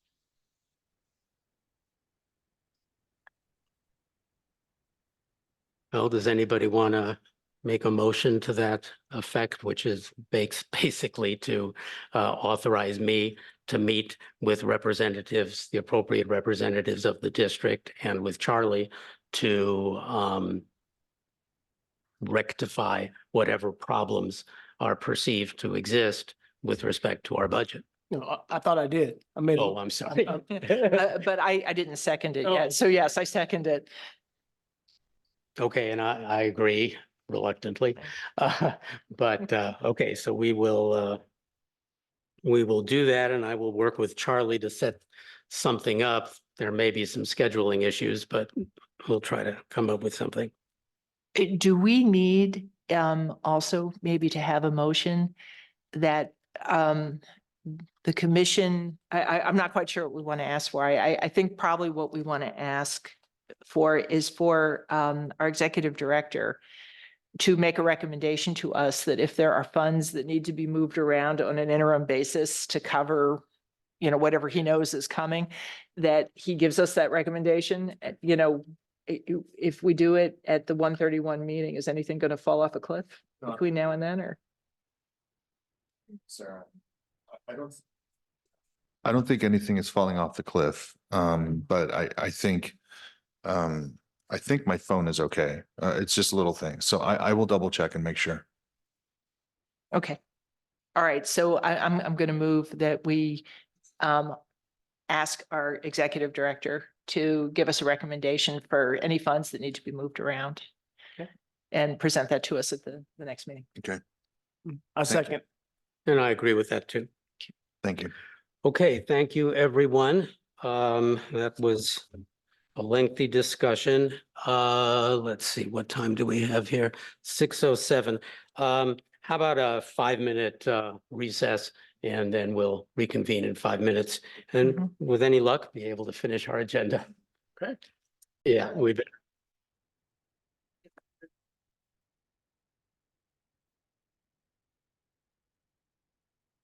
All right, well, Commissioner Goldstein is getting some water, but we can proceed. And that is on item 8A, which is an agenda item request from Frank Hernandez, which is included as attachment D.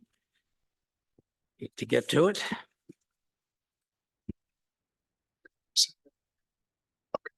I was gonna just do a quick 5-minute presentation and then just real quick. No, can we have our item to ourselves? This is our item. I think it's fine. And you can provide your presentation right after they do. I think that's fine. Yes, go ahead, Mildred, please. Okay, thank you. Well, one of the things I would like some clarification on is because the item that we have put in, we put in for a conference item because we do want to be able to have the opportunity to really talk about it. And there is an action that we want taken, but our item was changed from a conference item to a discussion item, and I don't know why. Because we didn't receive anything. And I want to know the process on how does that work, So a conference item is for an action item. right? So because there's no appeal at this point. So there's no action to be taken. So since there's no action to be taken, it's a discussion item. So we can talk about it and the commissioners can talk about it. But at this meeting, there's no possible action under the rules because there's no appeal at this point. The second appeal to the commission process has expired. So there's no possible action. So for an action item to take place, there has to be an action within the rules to actually vote and act on, but there's no action right now. Well, I have some concerns about that because I know that we brought it up this concern in the last item, but maybe after you hear what I have to say, because something has to be done. And BCC is very passionate about this topic and, you know, just where we are because and I took some notes and I have some other things because just let me say some things. So November 4th, 2021, BCCE came before you all to speak on the concerns we have with how we hire and how we promote members of BUSD. December 9th, 2021, Secretary Castillo reviewed a slideshow presentation on personnel commission exams, the passing points, and the basis of the executive director's authority to update the process and practice. After that presentation, BCC expressed continued concern over changes to the passing score and maintained that the 70 passing score should remain. So during that same meeting, Vice Chairperson Roeder at the time suggested that a rubric be developed to show what criteria are used to determine the passing points for recruitments. Chairperson Goldstein asked Secretary Castillo to present this information to BCCE leadership and to include information regarding what steps in the recruitment process are subject to appeal. This never happened. So again, we believe that all hiring practices need to be fair, firm, and consistent. If the hiring process is not fair, firm, and consistent, then it is reasonable to believe that the process could be arbitrary and capricious. We have mentioned before, if the process is flawed, is that it become not only possible to invite nepotism and discrimination, it's likely that it will. We have brought to your attention before when the written exam was given to 22 candidates who did not know what minimum passing score was. Out of the 22 candidates that took the written test, only 9 moved forward to the oral test. That particular test was changed from 70 to 75. That test also eliminated a promotional opportunity for our member. So still today, we do not have a transparent process which harms morale and does not enable qualified members to move forward in a fair and equitable way. Mr. Lewis has been with the district for 39.6 years. I was exact, almost 40. Not only is he a dedicated employee, but he teaches a building maintenance class that supports future custodians for BUSD. As of recent, there has been several new custodians to Berkeley Unified School District after completing Mr. Lewis's class. He was recently working out of class as the interim BHS custodial supervisor. He took the written exam and scored a 77, which by prior standard, he passed the test. However, he was notified that the passing score was 80. 20 people took this test. I'm not sure at this time how many people passed or how many other promotional candidates were disqualified. BCCE sent in an informational request for information regarding this testing process. We haven't received it back yet, but we know that Aaron is working on it. When we inquired about the passing score, we was told verbatim that it was not a manageable number to move on to the next step because too many people passed. It was also stated that a lot of people had a score of 79, so the score was set to 80. Keep in mind, we are only talking about 20 applicants. This process is not only unclear, it is unfair to deny promotional opportunities. So again, it has been a common practice for the hiring and promotion process to use a 70% threshold. I always believe through education and experience for it to be 70%. So to be fair, firm, and consistent, no one should ever change the assessment standards without good reason, and all candidates should clearly understand what those standards are and why. So I'm asking, BCC is asking, the exec board has spoken about this for weeks now, ever since we heard of this situation. that the testing practices change back to passing score of 70, and that Mr. Lewis and anyone who scored 70 and above on the BHS custodial supervisor test to be allowed to have an oral interview.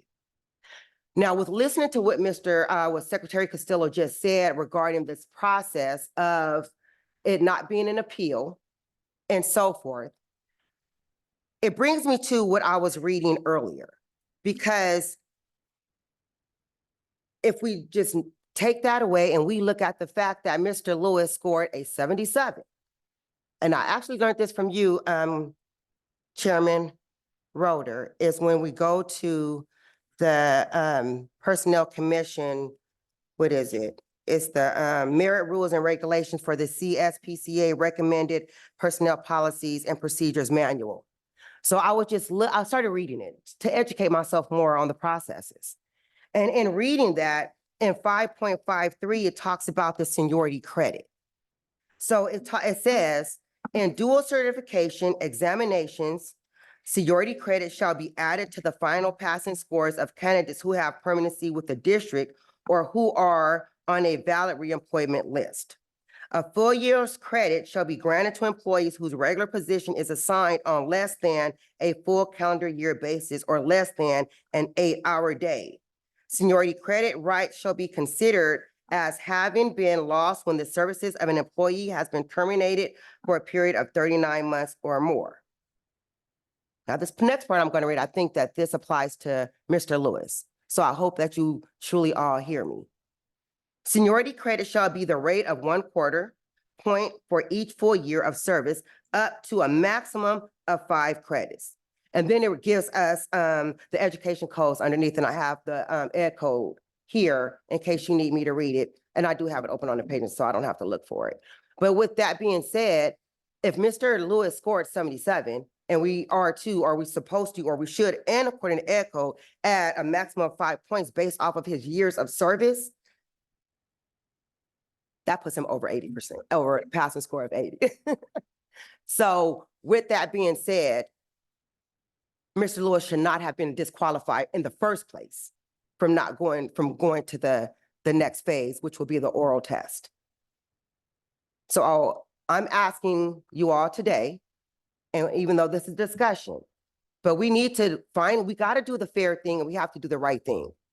And I'm asking that Mr. Lewis, according to the Merit Rules and Regulations of the CSPCA, and I can also read it for you out of ed code, which will be 45260.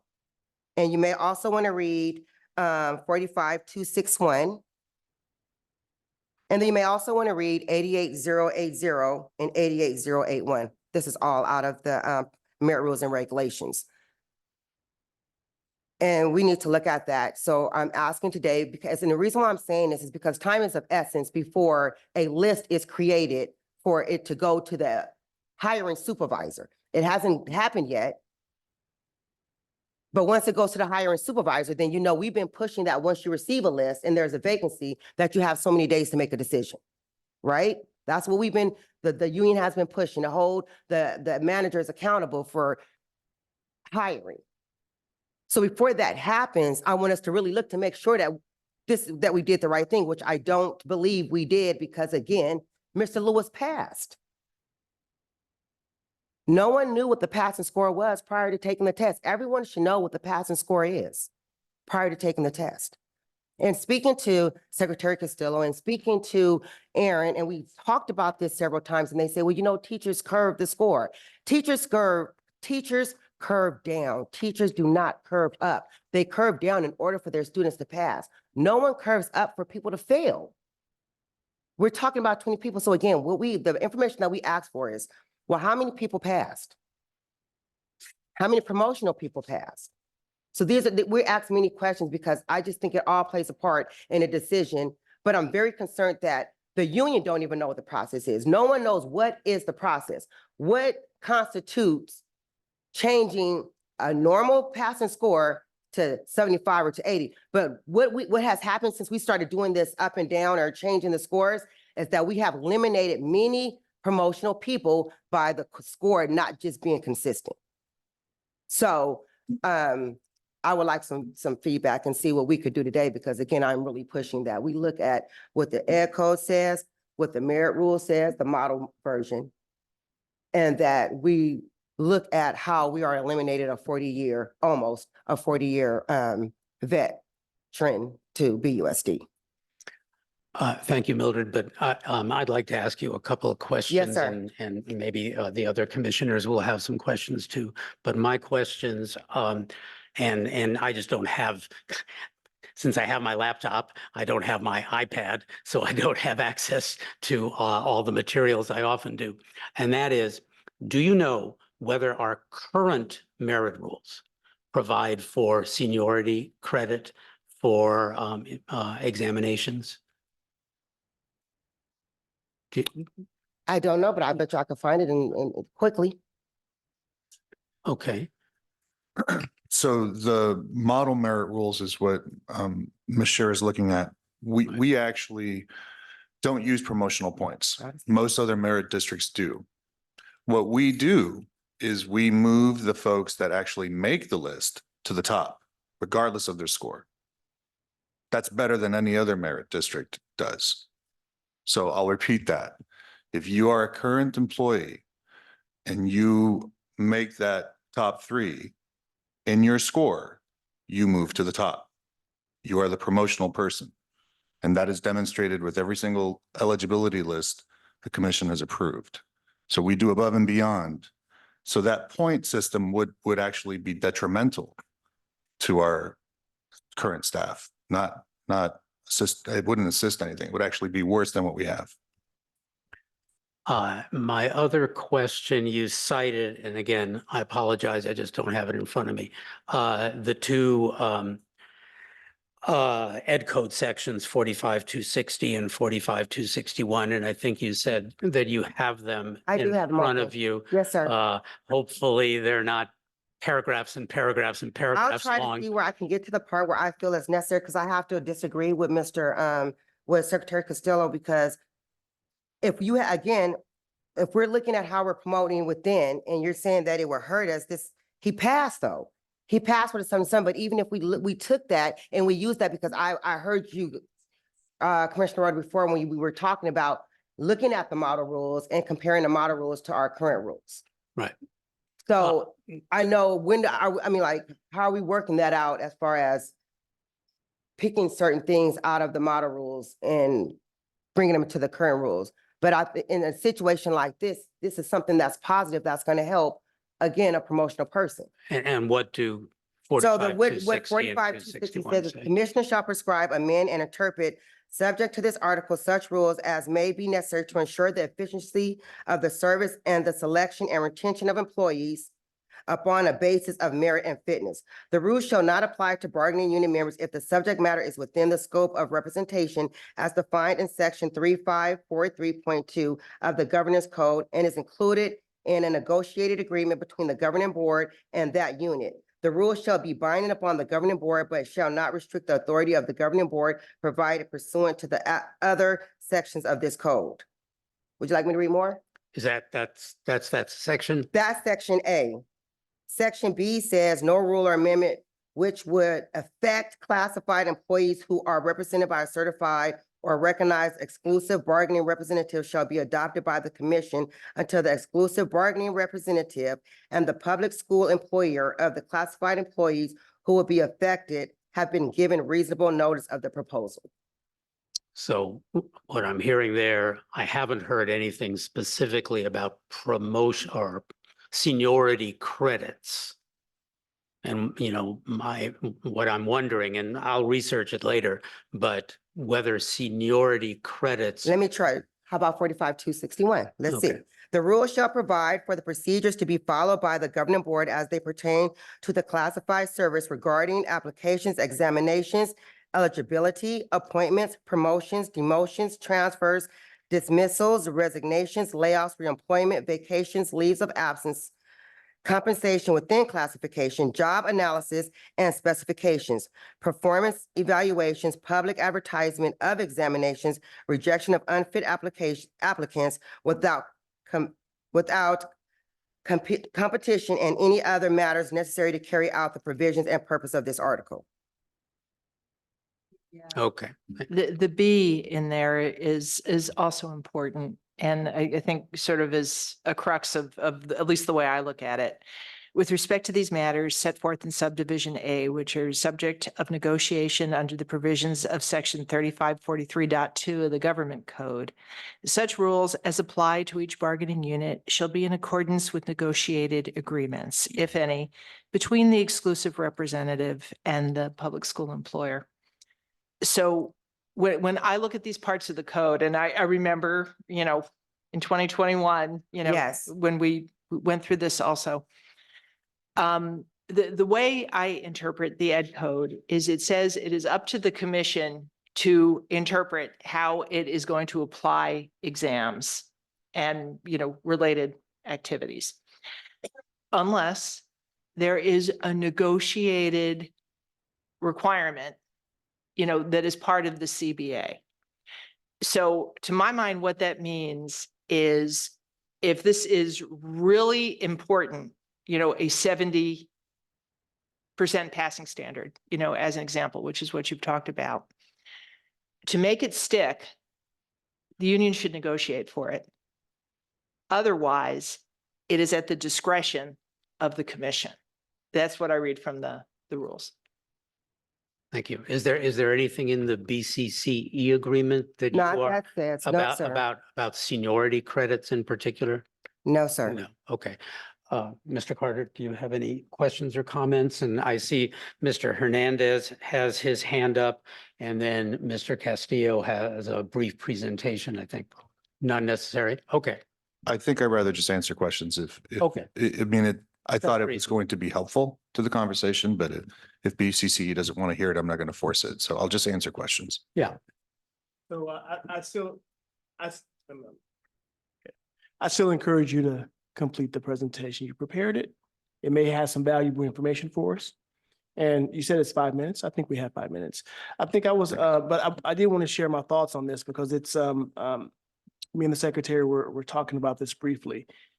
I think a set score is something we should, as the commission, support. And if it needs to be changed for efficiency reasons, too many people passed or not enough people passed, I think those items and those tests should come to the commission. I don't think they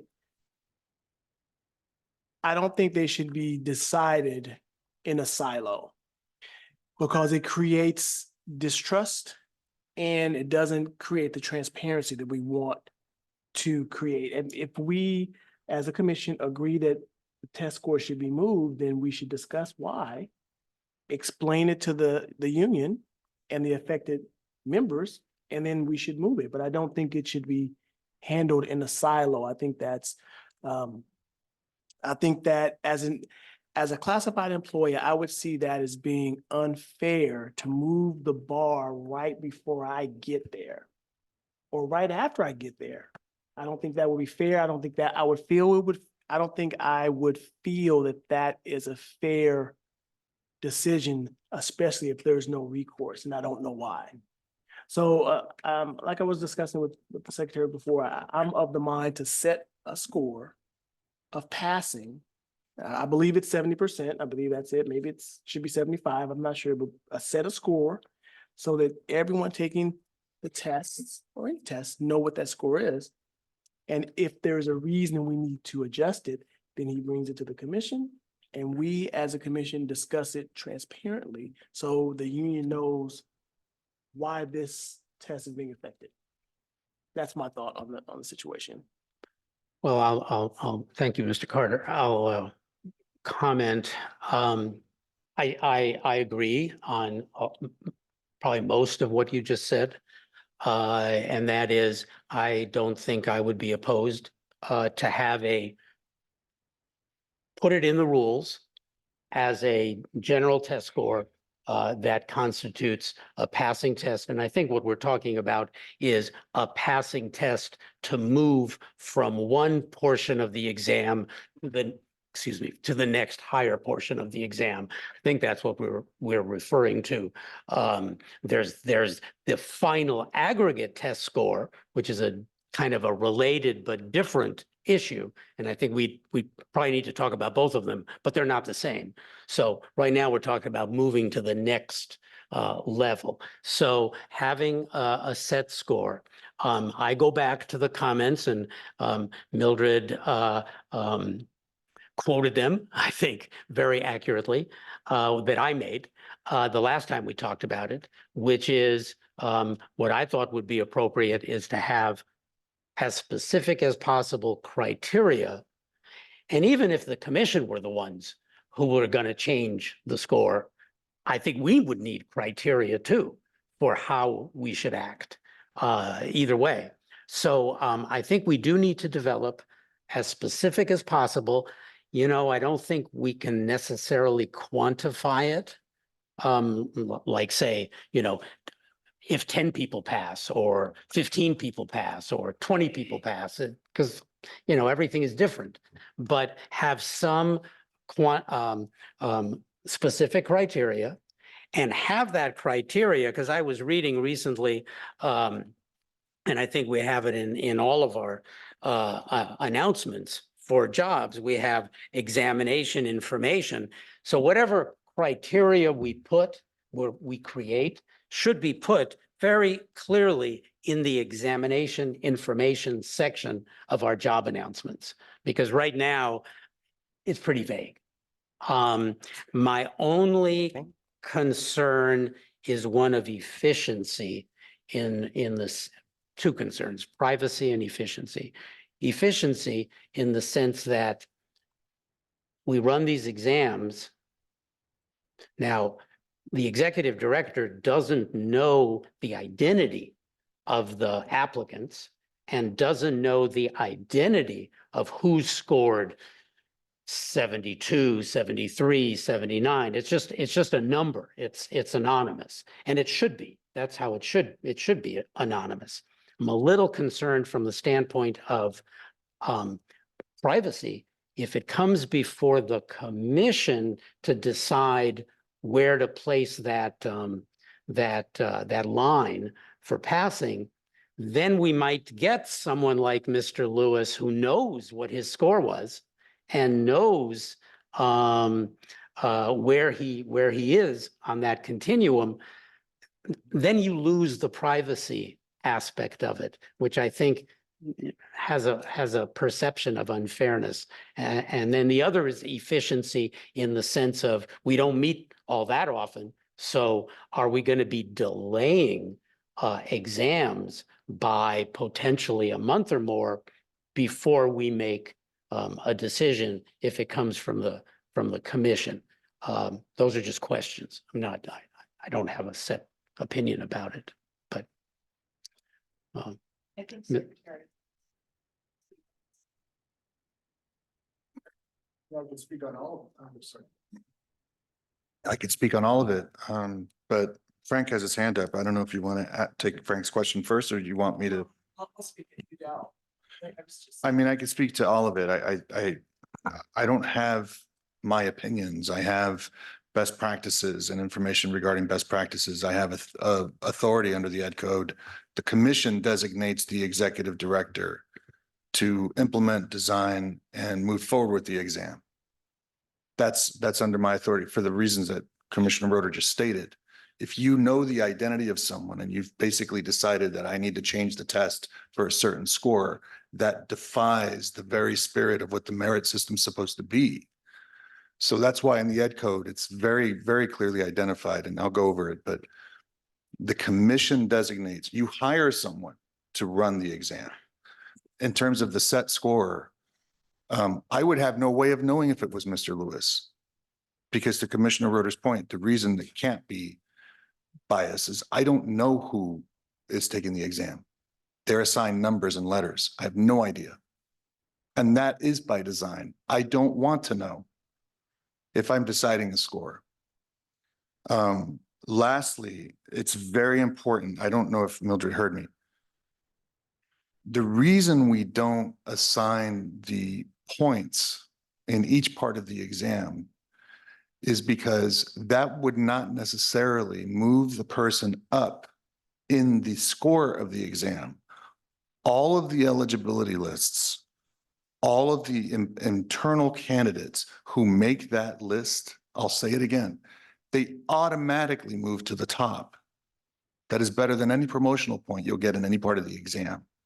Of course, they have to pass both parts of the exam, but once they've passed both parts of the exam, we immediately move that person up. In terms of this hurting anyone, again, you just have to look at the data. We've every year that I've been here, we have collectively increased the number of promotions, not decreased, increased. I went back and I looked as to how many times I've had to do a cut score above 70. Keeping in mind that we did 94 eligibility lists last year, I've changed it 8 times. About 10%. And again, I always, my staff will tell you this if you ask them directly. I always push back because even though I don't know who's on that pool, I always expect there to be internals in that pool.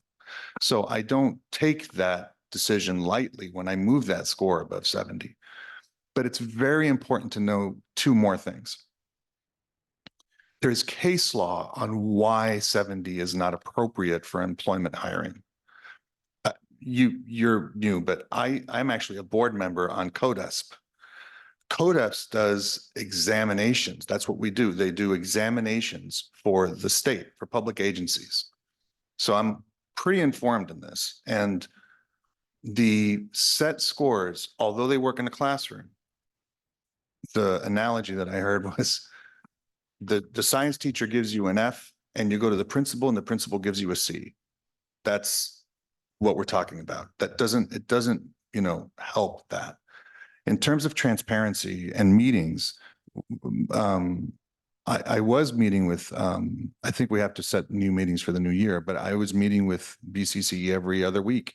We can talk about as much as I can in terms of improving the process for our exams anytime you want to.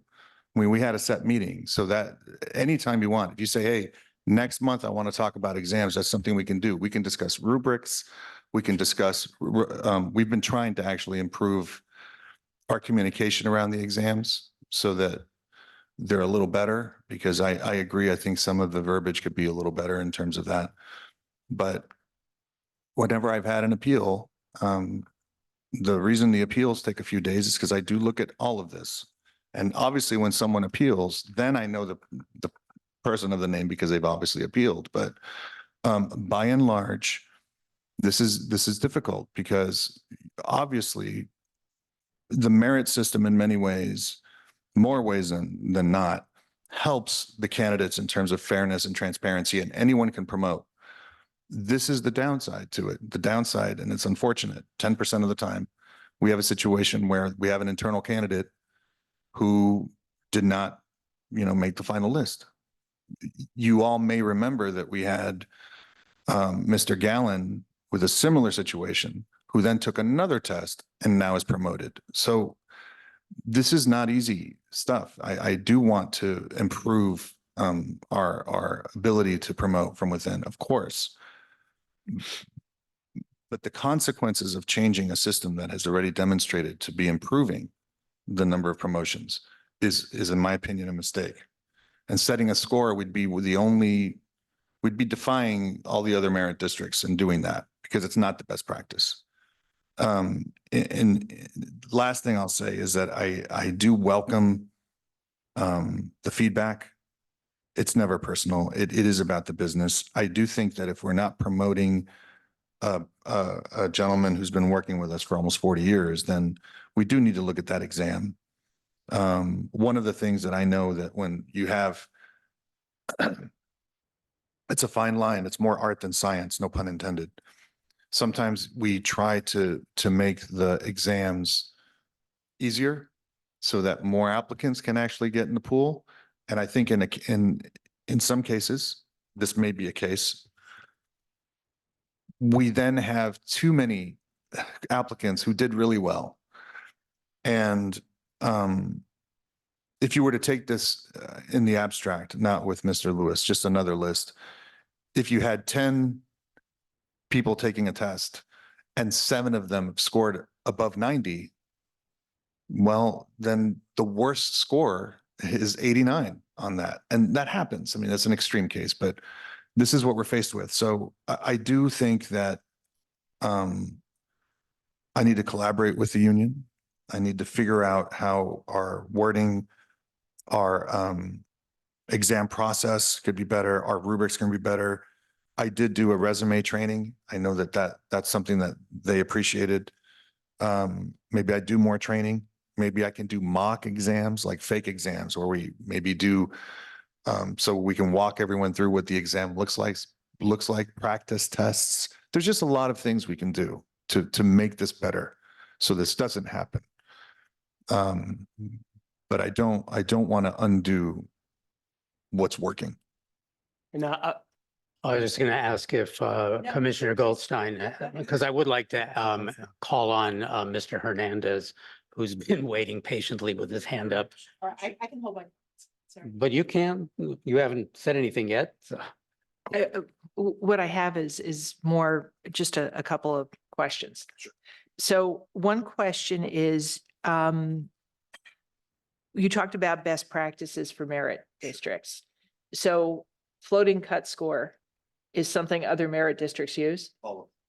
It's an aggregate, it's called an Angoff method, and it's an aggregate score calculation. And it's done in every part of the exam. And it is, the reason it's called a floating score is because conceptually 70, it doesn't exist. It is taking the pool of candidates and scoring them. Right. Rather than introducing a score into a blind pool. So in other words, the score is decided after you see exam results. Right, I get it. It's not a minimum qual. No, it's not. It's based on the pool that's Based there. on that. So when we look for candidates, and the reason I'm asking this question is I'm trying to think about who we compete with for talent. So we certainly compete with other schools, school districts. And we compete with other, agencies, to a greater or lesser extent, city government, state government, et cetera. So other government agencies, do they use this practice? Non-civil service or non-merit districts are a little bit all over the place. So the short answer is no. In CODESP, we have over 400 school districts, and they follow CODESP kind of standards. And they are similar to a kind of a floating score approach. So that's, again, I can speak for CODESP, who represents 400 plus, and they're merit and non-merit. So it is a standard. One of the slides that I brought up that I mentioned last time, this is going back to 1978 under the uniform standards, under the federal guidelines, is the setting of any score, predetermining a score, actually works against the pool, because there's a lot of factors that don't give you the proper grading of that test group, if that makes sense. Yeah. All right, I get it, because I understand floating point. Yeah. It's its own academic thing. That is. All right, I think the other question I have is the rubric that we talked about in 2021. Did we ever do that, or what happened with that? So we have redesigned some of the exams to incorporate some aspects of that rubric. We have changed a lot of our rating systems to be more open, more inclusive in terms of guidelines. We've switched around ways that the exams are conducted, and even now we're changing the exam again. So we're always getting that feedback and trying to do different things to make the exams more inclusive. The thing I didn't prepare for and we're working on as a group, and I'm trying to get advice from my own board on the other side, is what happens when you make the exam such that you have too many people scoring really high. Right. So in some of these instances, we're having to scale back, but at the same time, I actually don't see a lot of people getting on the list as a problem, in my opinion. What happens is that it becomes a matter of real life scalability and cost. So to the Vice Chair's question about, what ends up happening, there's a budgetary consequence to having a list of 25 people.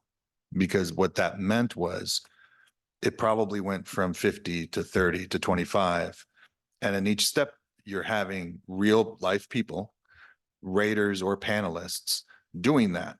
And to get the time aside or to have people dedicate the time to do that is one challenge. The other challenge are all the kind of practical challenges, which is, do they have a room of their own? Do I need to get a room? Are we doing Zoom? Do I provide? There's just a lot of logistical issues. So in terms of scalability, we try to work well within our budget, but we did ask for more money for that reason, because we want to expand it. So And we've already talked about that part. yeah. Right. So Well, I will make one more comment, which is, as a practical matter, I try to be really careful about division of labor, with respect to what commission does and what our professional staff does. So there are a number of things and mechanisms in the merit rules and in our operations where we look at appeals. And, that is right. That makes sense to me. I really hesitate on getting into the weeds. I think it introduces delays as you described. I have no idea the volume. I don't sit on the CODIS board. I don't hold the expertise that you hold, Secretary, with respect to things like this. And to look at, to say that as a commission, we're going to look at one by each. What I would caution this group to do is consider how reclasses have gone and how reclasses have gone up over time. And there are a lot of reasons for this, because BUSD has not had a class and comp study, in a decade, and it was the only mechanism available to us. But it's something that the commission, has to look at and opine on, right? And that's about as deep into those kinds of operations that I think a small board like this should get. So philosophically, I think it's a mistake. thank you. I think I'd like to go to Mr. Hernandez, who's had his hand up for quite a long Okay. time No. virtually, if that's all right. Yeah, absolutely. And then I think, time is getting a little bit short. We have one more item. I do need to make a comment. And on- yes, and absolutely. But I think we should think about next steps. Where do we go from here? But Mr. Hernandez, now I don't know if his hand is up anymore. No, I just put it down. Oh, okay. Go Yeah, ahead. Good evening, everyone. Just want to say, wow, Mildred hit every note. Good job. And then welcome back, Tim. You hit on some stuff I wanted to hit on. I would invite everybody here to Google what is a merit system in the school district. And what you're going to find, I'll just tell you, you don't have to Google it, but you should anyway. What you're going to find is promotions all over the place. Go to BUSD website, promotions. So our merit system is supposed to promote. And so I want to say, rebuttal on what Charlie said, defines the merit rules. We need to define the merit rules. Promotion is the definition of our merit rules. Promotion, right? Not if, and again, another rebuttal. If you add too many people, it hurts us. No, we are on the first tier of candidates when it comes to selection. So you could have 3 promotion and 100 other opens. It's the three that you have to pick from. So how does having too many candidates hurt us? It doesn't. So I don't understand that. So why are you putting the bar higher to cut out potential promotions? That's all you did. You cut out promotions by 3 percentage points in this case. And we don't know about any other cases that's going on. That should never happen. I asked the board here, what are we doing? We're discussing ways why we're not promoting. I mean, that's why I heard the whole time here. We're given reasons. Why aren't we trying to promote? Well, it's not here. It's not there. I agree. It's not in our merit rules. You know, Mildred brought up things that's in the statewide merit rules is recommendations. It's not in ours, but it's also not in our merit rules to say, let's cut out promotions, but we do it. And you could easily put them in there by going by the merit rules. Charlie has this, you know, arbitrarily, he could do what he wants to do. You know, like Timothy said, there should be a place, you know, whatever that number is, 70%, 75, that when we take a test, we know what that criteria is. Don't move the goalpost on us and say, well, you didn't make the cut. There was no goalpost. We put it wherever we want to put it after you kick the ball. Because we don't, you know, again, we don't want to have promotions. So I think my rant's gone on long enough. I'm sorry, one other thing I wanted to add. Mildred spoke on it. We're on an email. It would be nice if we had numbers. How many people took the test? How many people passed? How many promotions didn't pass? How many passed? So on, etc. We saw in the email. We didn't get any of that. It would have been nice to have those numbers coming into this meeting. Numbers helps. Then we can understand maybe why the cut was at 80%, but we don't have that number at all. We didn't get them. We sent an email. Nothing came back. Not trying to throw anybody under the bus. I'm just make a statement. It'd be nice to have those numbers in front of us right now. Thank you. Thank you, Frank. And Mr. Commissioner, Carter, can I just say one thing? This is really important. It really is. Please. It's going to be really quick. you're going to cede your Really, spot. really quick. And that's Commissioner only Carter. because I really want to say this because I'm going to kick myself in the butt if I leave and don't get a chance to say it. But what I did was I called merit districts, our surrounding merit districts, last week. And I spoke to people. I called Castro Valley and I spoke to Jennifer. She's in the personnel department, and I was asking them their process. And she told me that they use the 70% model, and that it's 50% written, it's 50% orals, but they do a rubric when it's dealing with skills. And if there's a writing exam, they'll use a rubric. Then I called Hayward. Hayward said that they use the 70% base score. They use 70% for the written, which is the beginning test. And then when it comes to the oral, they use a rubric. And then I called Antioch school merit district, and theirs is kind of similar to the way we do things. So I think it's unfair to say that all merit districts use the rubric system when that is not the case, because a lot of the districts are using the 70% threshold. And I just wanted to give that information because we was, told incorrect information, and that's not the fact. Thank you. I'll try to make my Please, comments quick. please. I've forgotten how layered and I'm gonna bring. how many different opinions that come through and sort of cloud the issue from my perspective.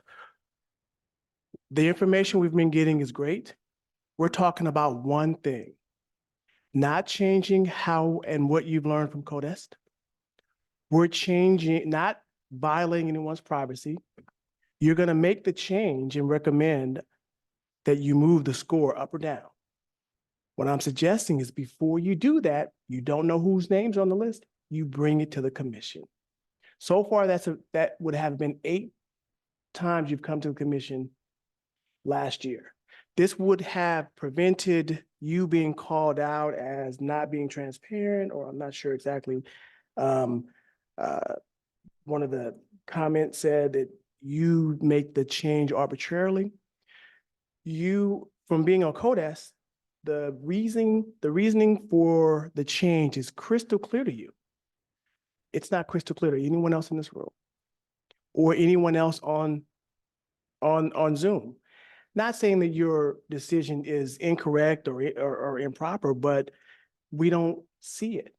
So what I'm suggesting is not that you change the whole system or throw it all out, not that we violate anyone's privacy by bringing their names to the commission, not that we don't use the NGUF method.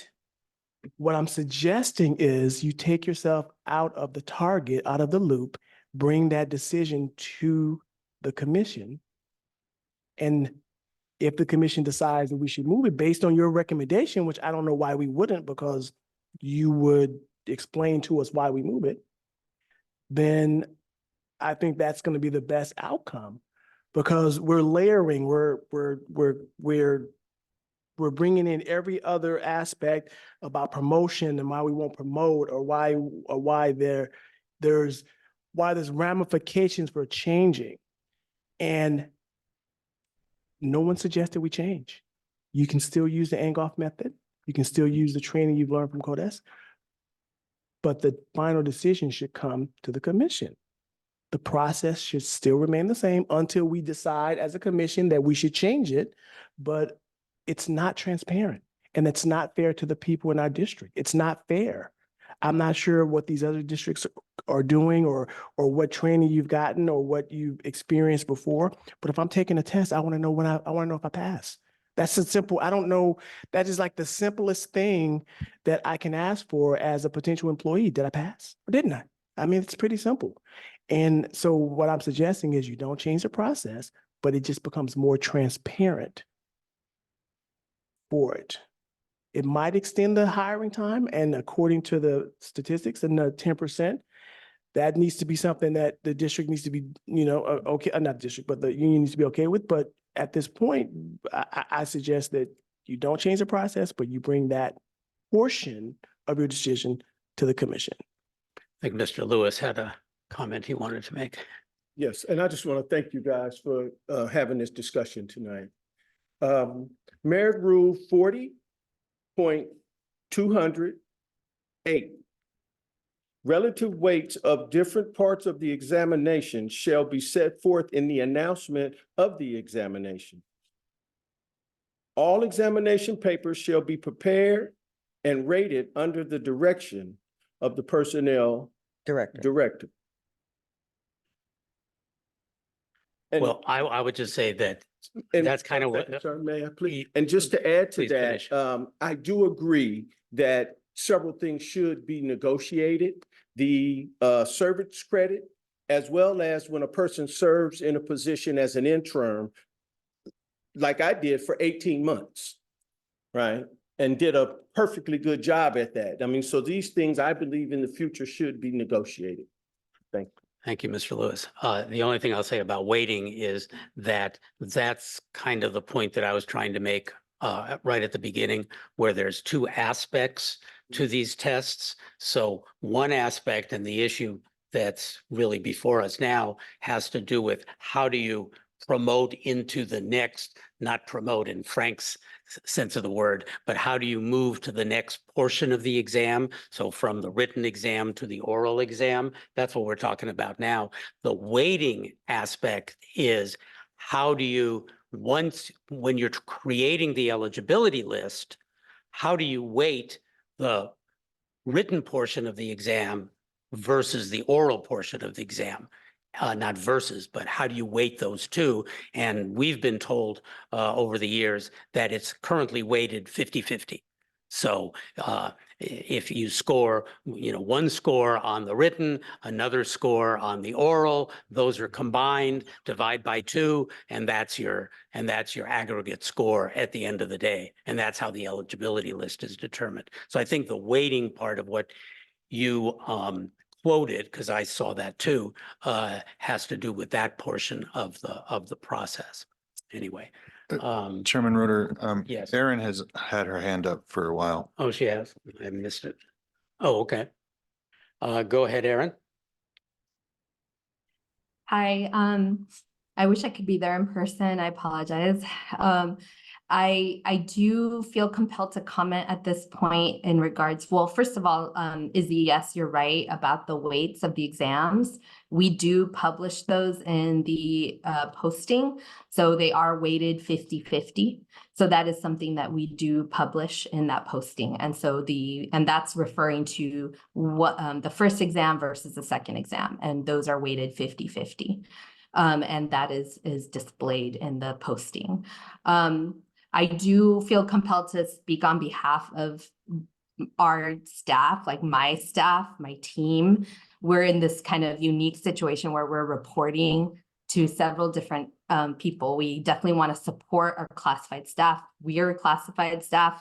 We work for the commission, but we also we also want to support the district. And so when I started, the complaint, and it was a big complaint, was the length of time that everything was taking. And so, as you know, we've tried to make so much progress to get those lists made in a timely manner compared to what was being produced before. And like Heidi will speak to this because she always checks interval dates and things like that. And so we've really tried to make progress there, because if we do not get our hiring managers lists when they need them, we get thrown under the bus all the time. My staff does. You know, I have supervisors and managers that are constantly, copying me in emails where they're, upset about, not receiving eligibility lists on time. And so what Tim is proposing would be very challenging for us, and having to wait to take these things to a commission meeting would really put us back. I'm definitely in support of creating something more transparent, of looking at rubrics. I've seen other exams that I've even participated in where they let people know in advance, those that score top 10 move on to the next step, something like that. Or, we have improved our exam processes now so that we have a lot more participation. Like the other day, we were screening 107 applications for an admin exam. And if even 60 people screen in and 40 people pass a written exam, we're talking about trying to set up an oral exam for 40 people. And that would never fly. Us having to have panelists for all of these panels, or performance exams where we need several people to participate. So I'm all for creating something more transparent and looking at merit rules in the long run to support seniority credits for exams for our promotional employees. That would be good. We can't enforce it now. It's not in our merit rules, but that'd be definitely something wonderful to have. However, waiting to take something like this to the commission would really put us back and get a lot of hiring managers really upset at my team and myself. And so I think there's some other way that we can work this out that would make all of us a bit happier. Aaron, quick question, I think for you, you might be able to answer it. With respect to the custodian supervisor exam, do you know how many people would have passed at various cutoff points? So if you cut it off, I think we heard that Mr. Lewis scored 79, if I'm not mistaken. 77. I'm sorry? 77. 77. Do you know how many people, how many applicants scored above, 80 and therefore are scheduled to take the oral, and versus how many people scored between, let's just say, 70 and 80, or 75 and 80? Unfortunately, I don't have those numbers at the top of my head right now. I know I got a request from Mildred, I think on Monday evening, and I was just returning from vacation, so I wasn't able to get all that information for her, but I definitely will. And I can share that with you after I share it with Mildred and BCC. Because to me, I can't think of a reason personally why we wouldn't maintain our level, pass level at 70. Right. Except the example that you just gave, Aaron, which is you've got 100 people who took the exam, 40 got over 70, and now you have to create oral panels for 40 people, and that may simply not be workable. On the other hand, creating oral panels for, let's just say, 10 people, that might, that doesn't strike me as so terrible. And so somehow, whatever criteria we come up with needs to be objective criteria that's based upon the manageability of the oral or performance exams, the next level up. Yes. And that's, and I just am curious as to where on that spectrum, Mr. Lewis's exam fell. Yes, Commissioner. I'm kind of riffing off of something you said, just because I'm wondering, and I don't know. Erin, when we do oral panels to interview candidates, roughly how long is the interview? So the interviews typically are 30 minutes, and then we have to build in break times between each interview, and then 15-minute breaks and lunch breaks. And oftentimes we do have panelists that come from other districts. So their time is very limited. And our practice, if I remember correctly, so, based on what you've said, in a day, panelists would get through 6, maybe 7 people if, they were going full bore. That's right. And we've tried to push it to 8 or 9, but we always get negative feedback from panelists when we do that. And for consistency, our practice has been that it's the same panelists who interview everybody, so that Yeah. you can calibrate, you can get them calibrated on the criteria, and you've got the same calibrated people evaluating all the candidates. It is always the same panelists. Got it. So if you, just to give an example, if you had 40 people who needed to take an oral panel, this would be asking people, the same people, to serve for a week without pay doing it, which is a non-starter. Right. Okay. What I don't know, Aaron, is when you try to get people to do, to volunteer for our oral panels, because the currency is they volunteer for us and we volunteer for them. Right? So everybody keeps track a little bit. If Hayward gives us 8 hours, they expect 8 hours back from us, doing this. So most of our oral panels are, how many people are we evaluating? Are we asking people to stay with us all day, 8 hours? Or are we asking them to stay with us a half a day, or does it really vary? It varies. It goes from 1 day to half a day. Sometimes when we only have 2 candidates, it'll just be 2 hours. And every, district that we ask to sit on a panel for us, they're expecting us to reciprocate that time. We try our best to always send panelists to other districts. Sure. Okay. All right. I just want to make sure everybody sort of had a sense of the loadings that we're talking about to do that work. It's not by fiat and it's not quick. I have to reply, I have to respond. And again, this is my agenda item, but I'm hearing a lot of things. But if we're going to talk about something again, and I love this conversation, but we must be honest, because I know for a fact, and I'm not going to get into details, because whenever we're on panels or anything, you have to sign a confidentiality agreement. So I can't speak too much on it. But what I will say is every question that you just asked, the answers that you were given is not the truth. And I know for a fact because I was present. How would you answer my question? Well, I would say, if you ask me if, hypothetically speaking, if you ask me if the same people are sitting on a panel for a particular whatever, I would have to say no. It's not always the same. It should be. And for whatever reason, somebody got sick, I'm not saying, or they were late, or they just couldn't make it.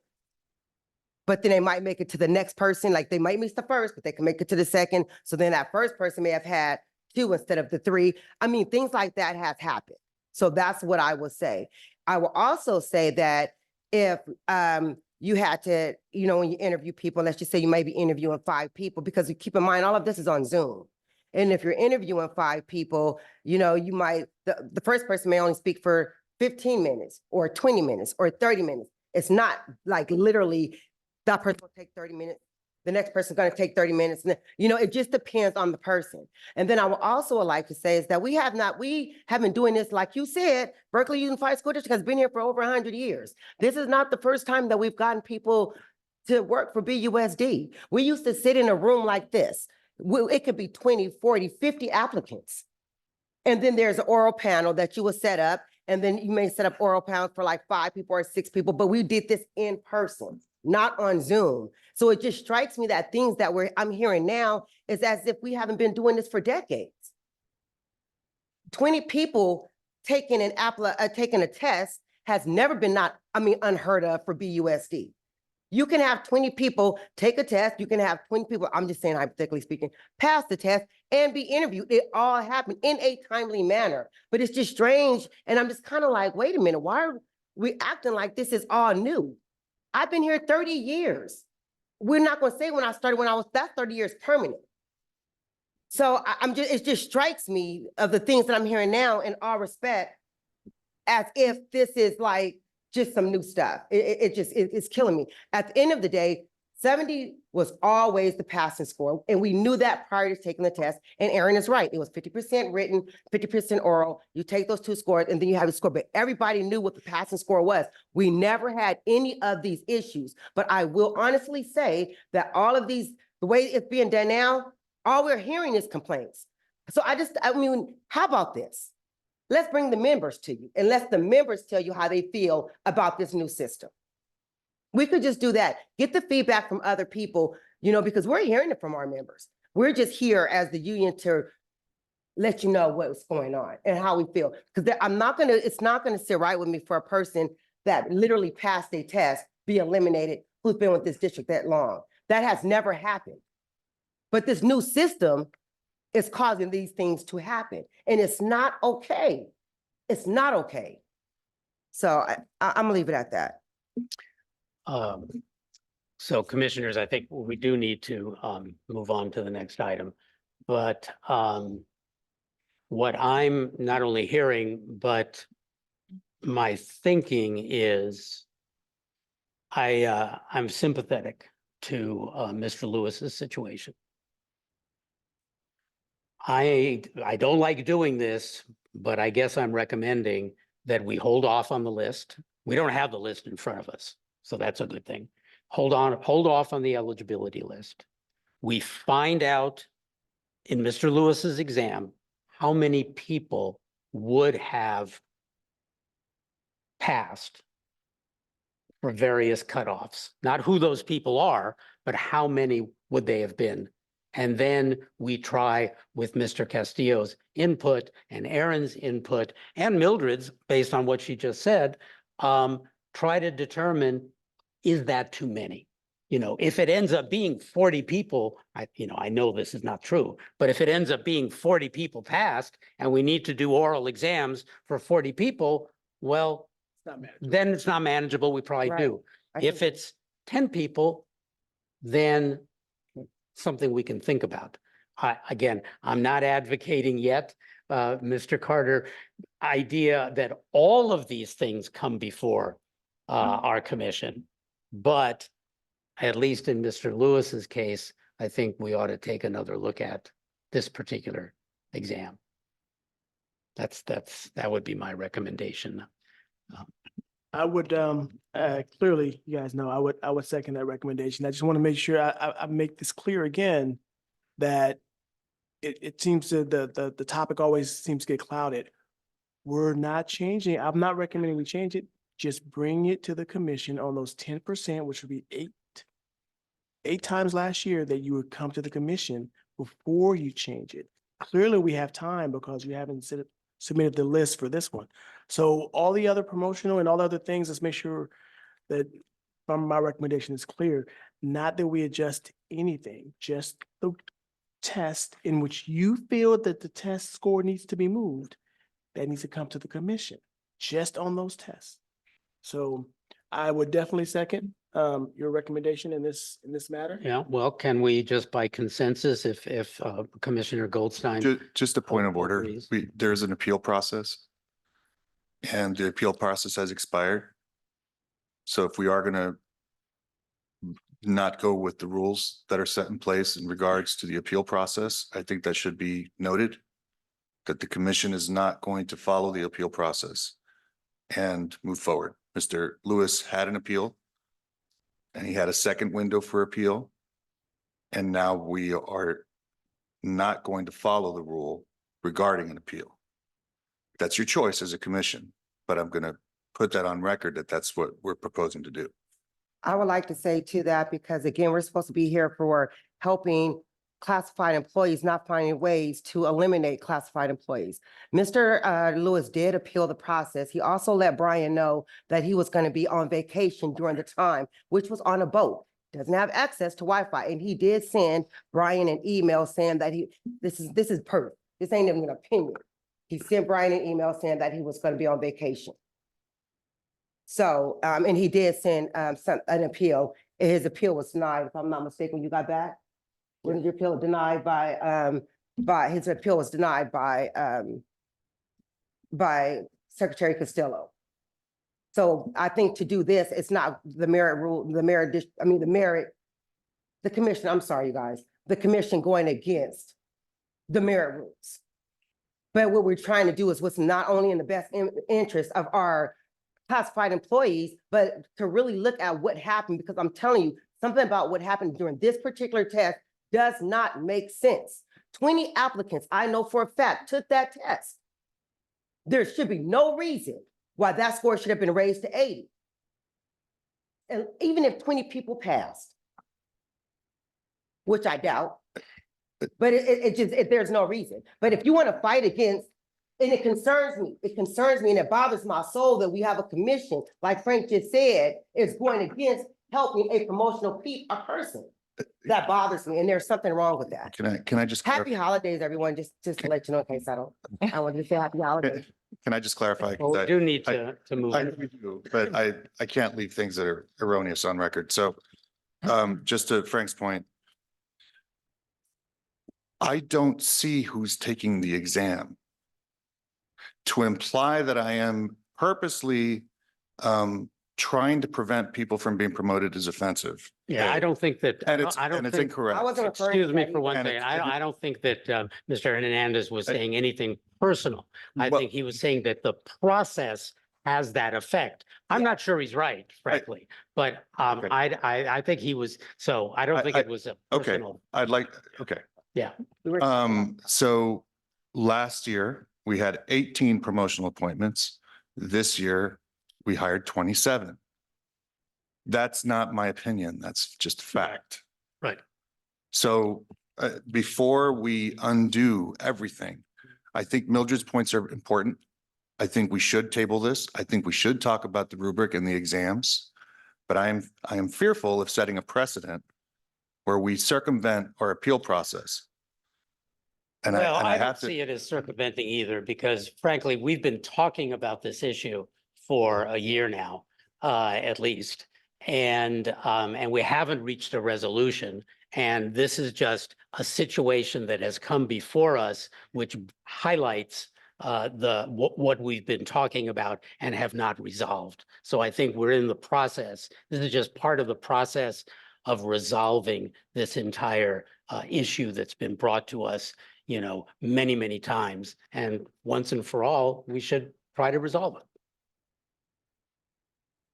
Just for the heck of it, I haven't voted yet, so I'm going to give you my vote. Please do. And my vote is no. I think this sets a bad precedent. And I think that we are going to find ourselves on a slippery slope, both in terms of our current rules, you know, as we modify our rules, we may want to look at this. as the union negotiates, this is absolutely a point that you may decide in future negotiations, you want to go after, and I understand that. But I think this is a bad practice. So my vote is no. Okay, well, the motion passes 2-1. And so we will hold off on the eligibility list for the custodian supervisor position, number one. And number two, we will get the statistics that Mildred has asked for, and those will be presented at our next meeting. We haven't decided anything. All we're doing is deferring a final judgment on anything and creating a situation where it doesn't become too late. Thank you Well- for the clarification. I well- just want to make sure. In my opinion, what we're doing is creating transparency. Yeah, well, we haven't made any decisions yet is all that I'm, But what we do is transparent. yes, it should be. That's what I'm saying. Okay, thank you, everyone. Happy holidays, everyone. Thank Happy you so much for holidays your to you. time. I appreciate this. Thank you. It should be noted that the list, I just got a text from Aaron that the list is done. So Okay, my well, we're- instinct was right about the appeal.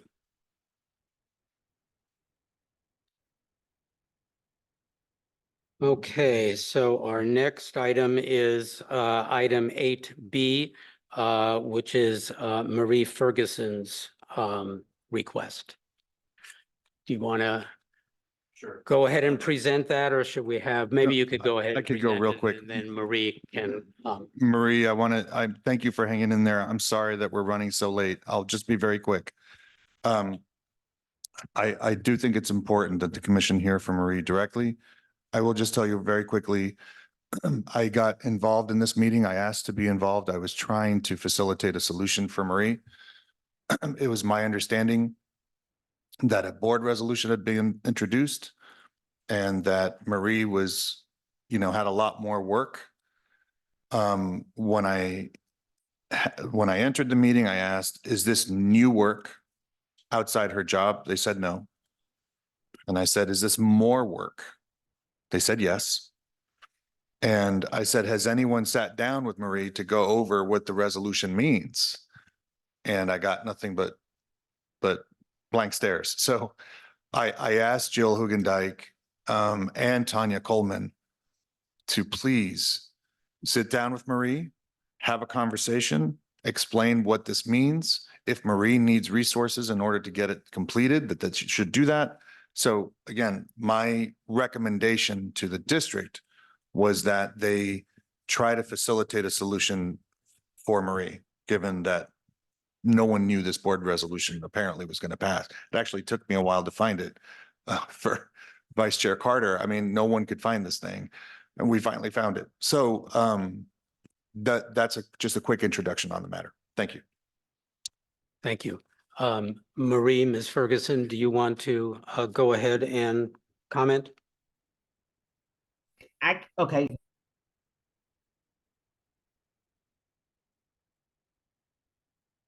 You're muted. Yeah, we can't hear you, Marie. I think you must be muted. Okay, can you guys hear me? Good Yes, evening. we can hear you fine now. Okay, I'm back at you guys once again. No, let me explain. Thank you, Charlie, for speaking on it. To say I asked them to involve you in this meeting. This is not something that's new. I was on medical leave in February. When I returned from medical leave, the first enrollment change between Berkeley High, Independent Study, BTA, and Home Hospital. Because that secretary had went out on leave, the principal was doing the secretary's work. She did not know how to handle enrollment. I sent an email when I returned and asked who will be doing the duties of the school secretary in the enrollment process. The principal said, I am, and I do have emails to support this. So I said, how can you change a process when nobody had a conversation with me? And what I was told, because I asked admissions staff, what's going on here? You've been doing the initial enrollment to the district for 30 plus years. I was told the managers did not get along between them amongst themselves. So therefore, admissions removed themselves from the process. We can give it to Marie. Mind you, the admission staff is at a range 52. I do not enroll for any of the BIS, BTA home hospital. That's done between their school secretary. But since she was out on leave and the principal over those programs went to the associate superintendent and had the process changed. That fell into my lap in February. That was the first enrollment change. I questioned it. I requested meetings to find out when did the policy change, who changed the policy, and was the Personnel Commission aware of these changes? 8 months later, I have yet to receive a response to that. That's the first change. The second change, which occurred on November 27th, the first day of enrollment for 8th graders from our middle schools into the high school. I found out 10 o'clock that morning, once again, admissions have removed themselves from the entire process.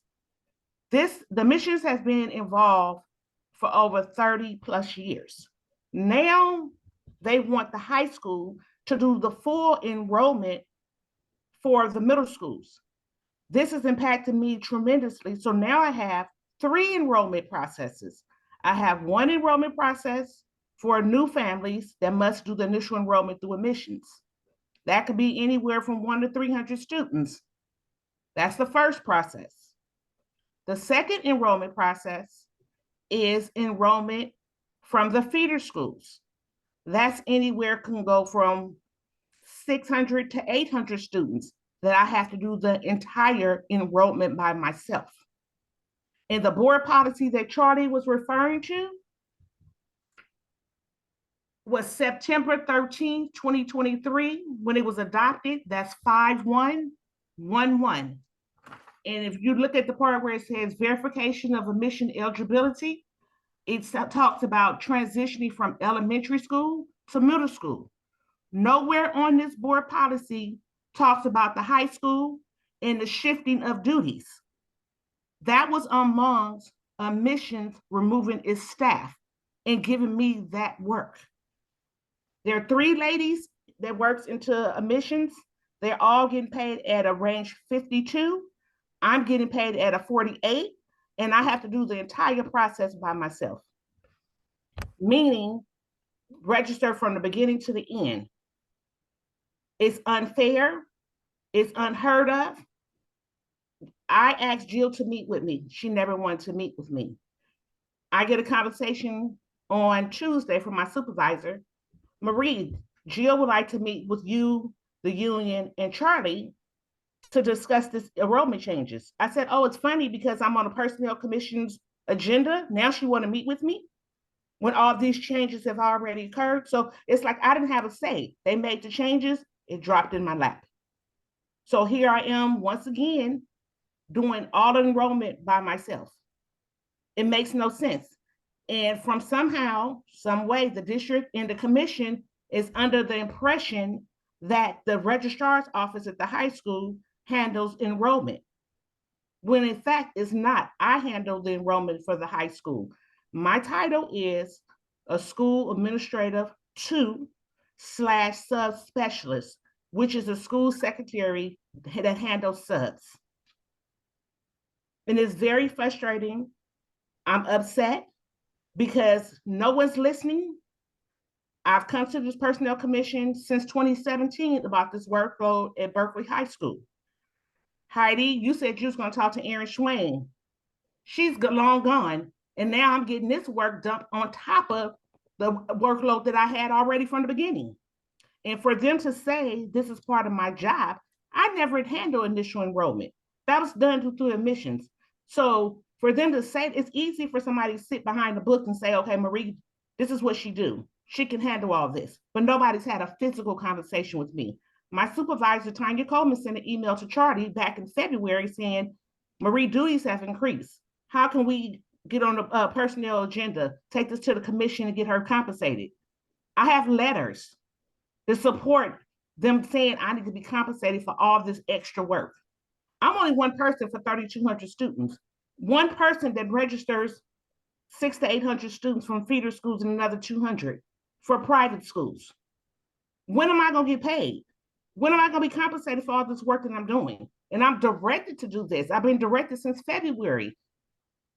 When my supervisor talked to Shawty, he said, well, let's hash it out with the consultants, bring it to the consultants' attention because we're in a comp study. It was my understanding you're not supposed to get increased duties during a comp study. But my enrollment, everything has increased. Everything that I do over there at the high school. So I'm really concerned with enrollment changes, how it's just come down from the top person removing admissions by themselves, and now the workload is sitting in my lap. And just one more thing, they want me to do the enrollment for the middle schools. I have no documentation at all. Nobody's provided me a list of names, how I'm supposed to track this, because all that was done at admissions. But I'm expected to handle the enrollment for the incoming ninth graders. What am I going to use? What am I tracking? Because admissions is not trying to provide any documentation to the high school. I had a conversation with my supervisor today. She said they told us to figure it out. They're not getting involved because they removed themselves from the process. So this is a major issue. I'm hoping you guys do right because you haven't done right by me and all this other stuff. And my other issue is my job description, a SAA 2 subspecialist. My job description is incorrect. The basic functions of a school admin 2 are missing. It starts off referring to the subspecialist aspect of it. I've sent an email to the personnel, the secretary. I sent an email to the EAH. I brought it to their attention. So the information that they were given for me is incorrect all the way around. So I just wanted to bring those things to your attention. I even asked if I'm directed to do these extra duties at higher pay, can I be paid on a timesheet? I was told nobody's going to pay you on a timesheet because you're in the middle of a comp study. So that's a response that I'm getting. So hopefully the Personnel Commission can take a deeper look into this because it's definitely not fair. Okay, thank you very much. I think we do understand your points, Ms. Ferguson. And now I'll turn it over to the commissioners if they have questions. I have some thoughts about how to go, but did you have something, Mr. Carter? Just one question to our secretary. How much of an impact can we have in this situation? As far as her workload, which seems to be the biggest issue. Yeah. You know, this is a problematic area for me, and I've said this to Marie, and you know, I've seen how hard Marie works. Our rules and our authority, or my authority to recommend to the commission a reclass is so strictly defined in terms of the accretion of duties that what I see most often with Marie, unfortunately, and this is why I recommended what I recommended, there's a lot of work and not a lot of direction. So in terms of the tools I can utilize in terms of out of class pay, which I also asked Tanya about, I can do the out of class pay or I can do the reclass. In terms of the reclass, Ms. Ferguson is right. I think that we were trying to direct her towards the EHA folks so they can just take a fresh look at her job. In terms of the out of class pay, and again, this is not as sophisticated because I'm looking at the board resolution, I'm looking at Marie's job, and then kind of getting a good sense of from what I'm hearing from Marie in terms of the workload coming in. The work is in the realm of her job. No. But it's coming from the admissions office. And here's where it becomes problematic for Marie. Because Marie's in a job class of 1, there are enough things in her job to kind of justify. I'm not saying this is right, Marie. I'm just trying to explain my observation. Okay. There's enough in Marie's job to create a nexus between this workload and what Marie is doing. absent what admissions was doing.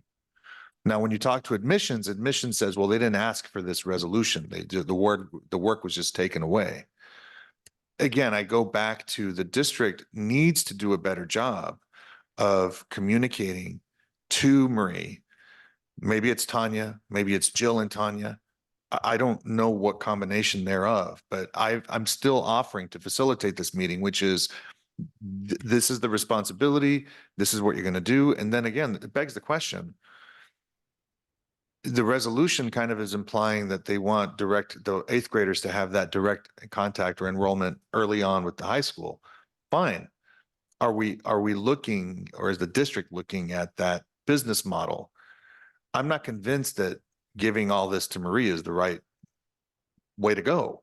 So I'm giving you the long answer because there's no direct line here. The direct lines for me are the reclass and the out of class pay. Those are the things that the rules give me authority to do. But what you have in Marie's case is a lot of work, and not a lot of communication or support on how to, do it. Okay.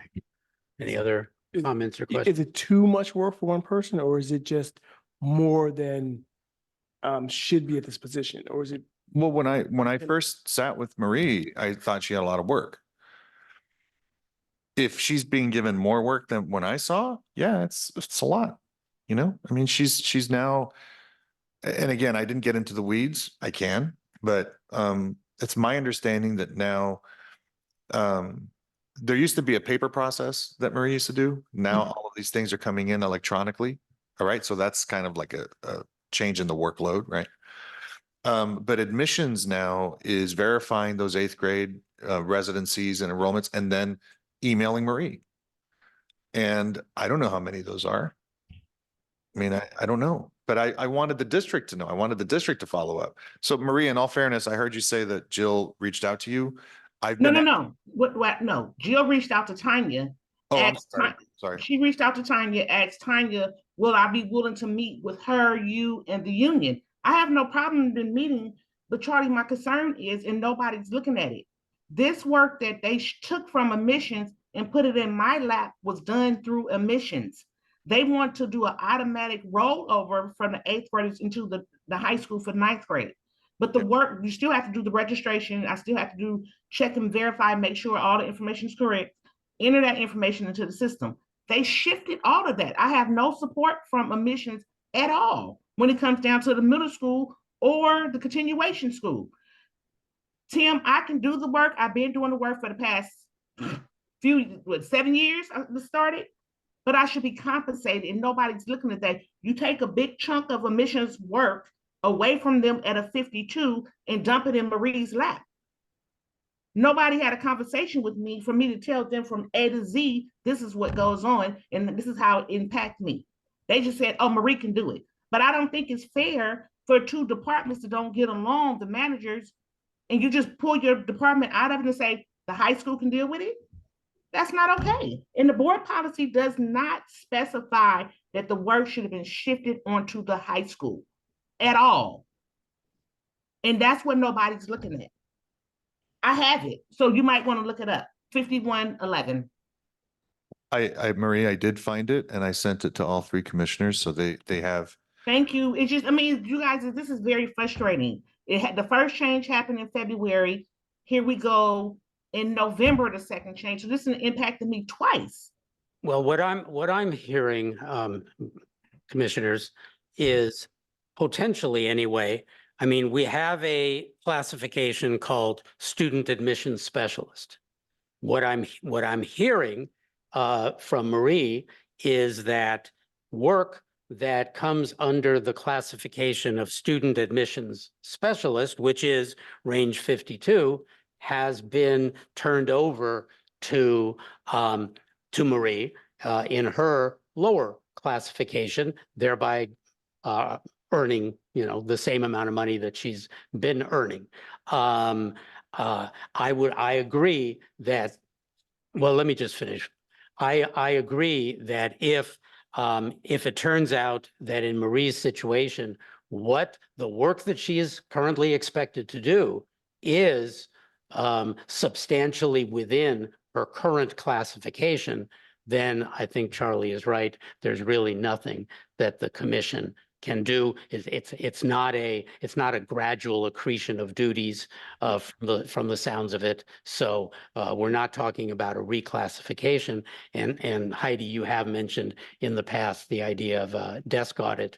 This might be a situation that warrants a desk audit to see if she is doing work that is not in her class, but is in a different class. Commissioner Roder? I've Let me, Ms. Ferguson, let me ask Commissioner Goldstein. She had a comment, and I want to hear what it is. Yeah, I have a question. A question. And the question is, this resolution was in September. And did it address what happened in February as well as what happened in November? I haven't had a chance to read it. The resolution, you mean? Yeah. To be honest, I sent it over, but I was so busy with those other things. I didn't Okay. get to really Okay. read it, All right. the So fine tooth comb. We need to read it. So we need to read Yeah. it. And I guess Can the other question, Maria, I'm almost done. Hang on.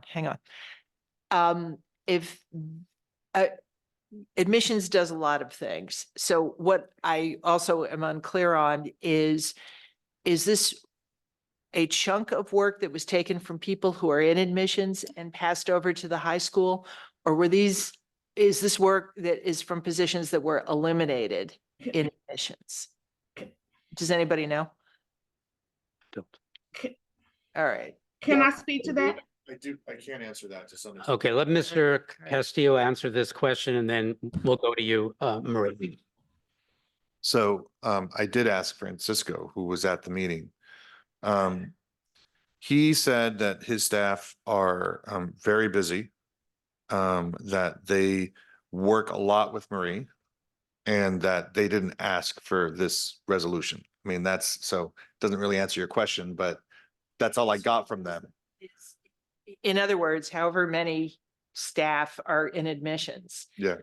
before this resolution are still the same number of staff Three. in It's- admissions it's- after this it's- resolution. It's four, including Francisco. So Okay. the three student admission specialists, one of which was reclassed, Michelle. Right, remember. And then Francisco, who's the admissions Right. manager. So, all right, so staffing hasn't changed. No. In admission. So I guess, right, one question I have is, in anybody's job description, there is a range of work, right? So admissions job description has a bunch of things in it, and I understand they're a different range. I think it is worth trying to understand, is what was ported over to Marie, consistent with that range or her current range, Right. that she's at. That's one question. And I guess the other question that I have is, it sounds like, Marie, you have given feedback to Eric Hall and Associates that you think your job description isn't right. Is that right? No, my job description is missing the basic functions of the school admin too. Okay, But it goes on and to speak to the essential duties of a school admin too. all right, but you've given feedback already, or you're going to give I've feedback? already given feedback. All right, and we know this and EHA has it, and, You'll be able to review it. okay, so is this one of the ones that's going to get pulled for some kind of resolution? We already know about this one, it's on the list. Yeah, EHA so far Mhm.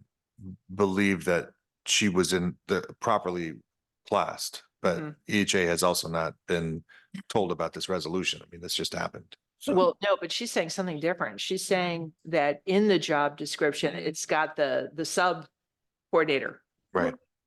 things, but it doesn't have the duties that are the SSA duties. I didn't hear, with me at least, they didn't get that kind of granular in the detail about that, but they didn't select her job class as one that we should discuss, which leads me to believe that they agree with the job class. They didn't. Bring Can I speak to this, you Yeah. guys? Just one second. Are you? have you actually- I'm right. Yes, okay, Marie, you go ahead and then I'll call on Denise Diggs Ray, who's got her hand up. Let me be clear to you guys. What I'm saying is when you look at my job description under the basic functions, it talks about the subspecialist piece. It does not refer to the school admin piece. But when you go down and look at the essential duties, there it is. And that's what I pointed out to them. I'm not a subspecialist. I'm a school admin 2/subspecialist, meaning I'm still a school secretary that handles the sub aspect for Berkeley High School. That's what I'm saying.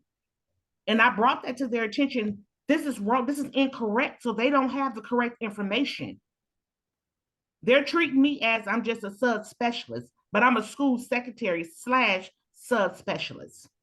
And that's where the problem comes in at. And just to let you guys know, Heidi, your question when you said, is this a new work of admissions? This has been admissions work for 30 plus years to do the initial enrollment to Berkeley Unified School District. They only want to do just the new students. They don't want to deal with our 8th grade students going into 9th grade.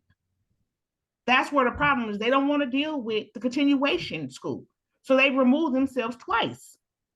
So this is not work that all falls in my job description.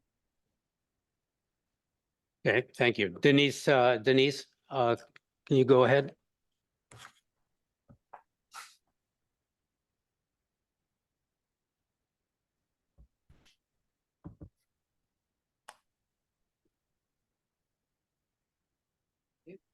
Yeah, you're on mute, Denise. Oh, I can't unmute myself. I wasn't able to before.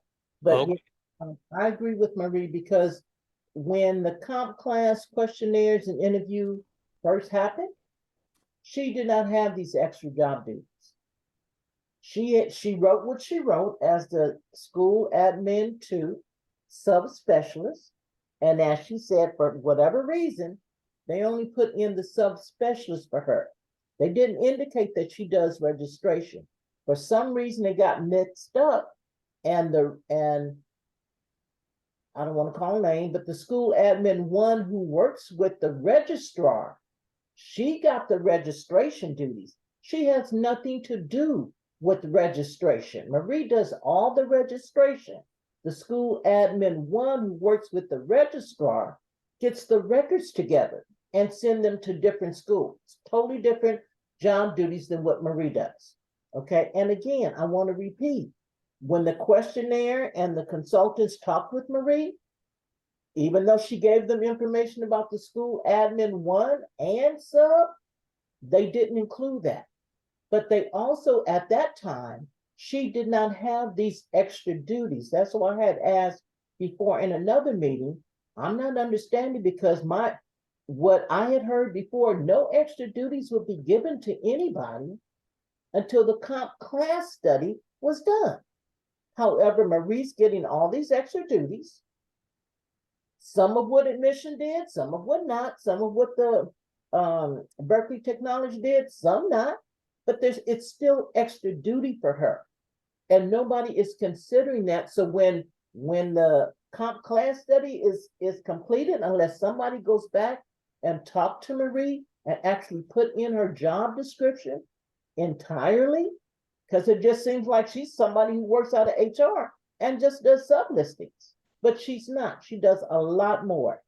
So I hope you guys will consider that. Talk to the consultants, as I will when we meet again. But in the meantime, get this resolved because she's not being compensated. This was in February when she first got these extra duties.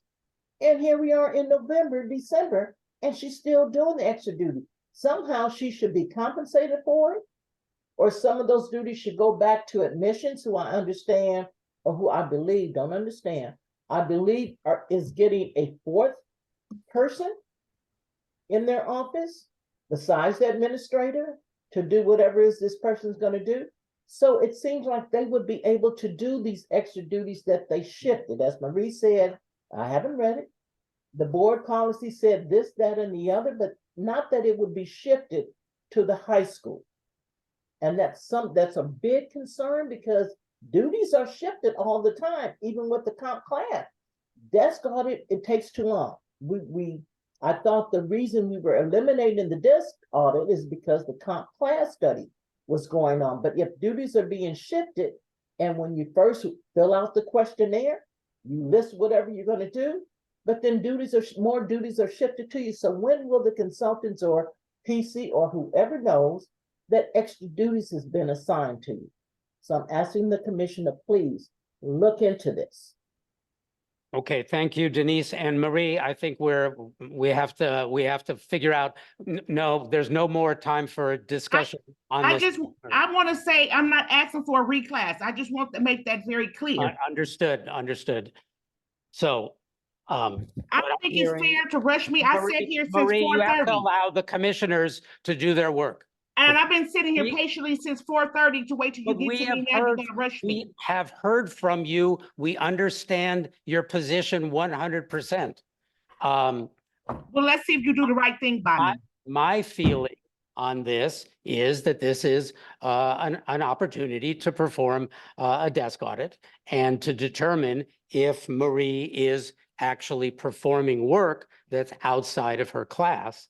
Whether it's this additional work that's brand new or whether it's the additional work from February, it seems like, to me anyway, that this is exactly the kind of situation that warrants a desk audit. And at the same time, as we do the desk audit, we also look at the job description to see if EHA is accurate in its job description. That's my feeling.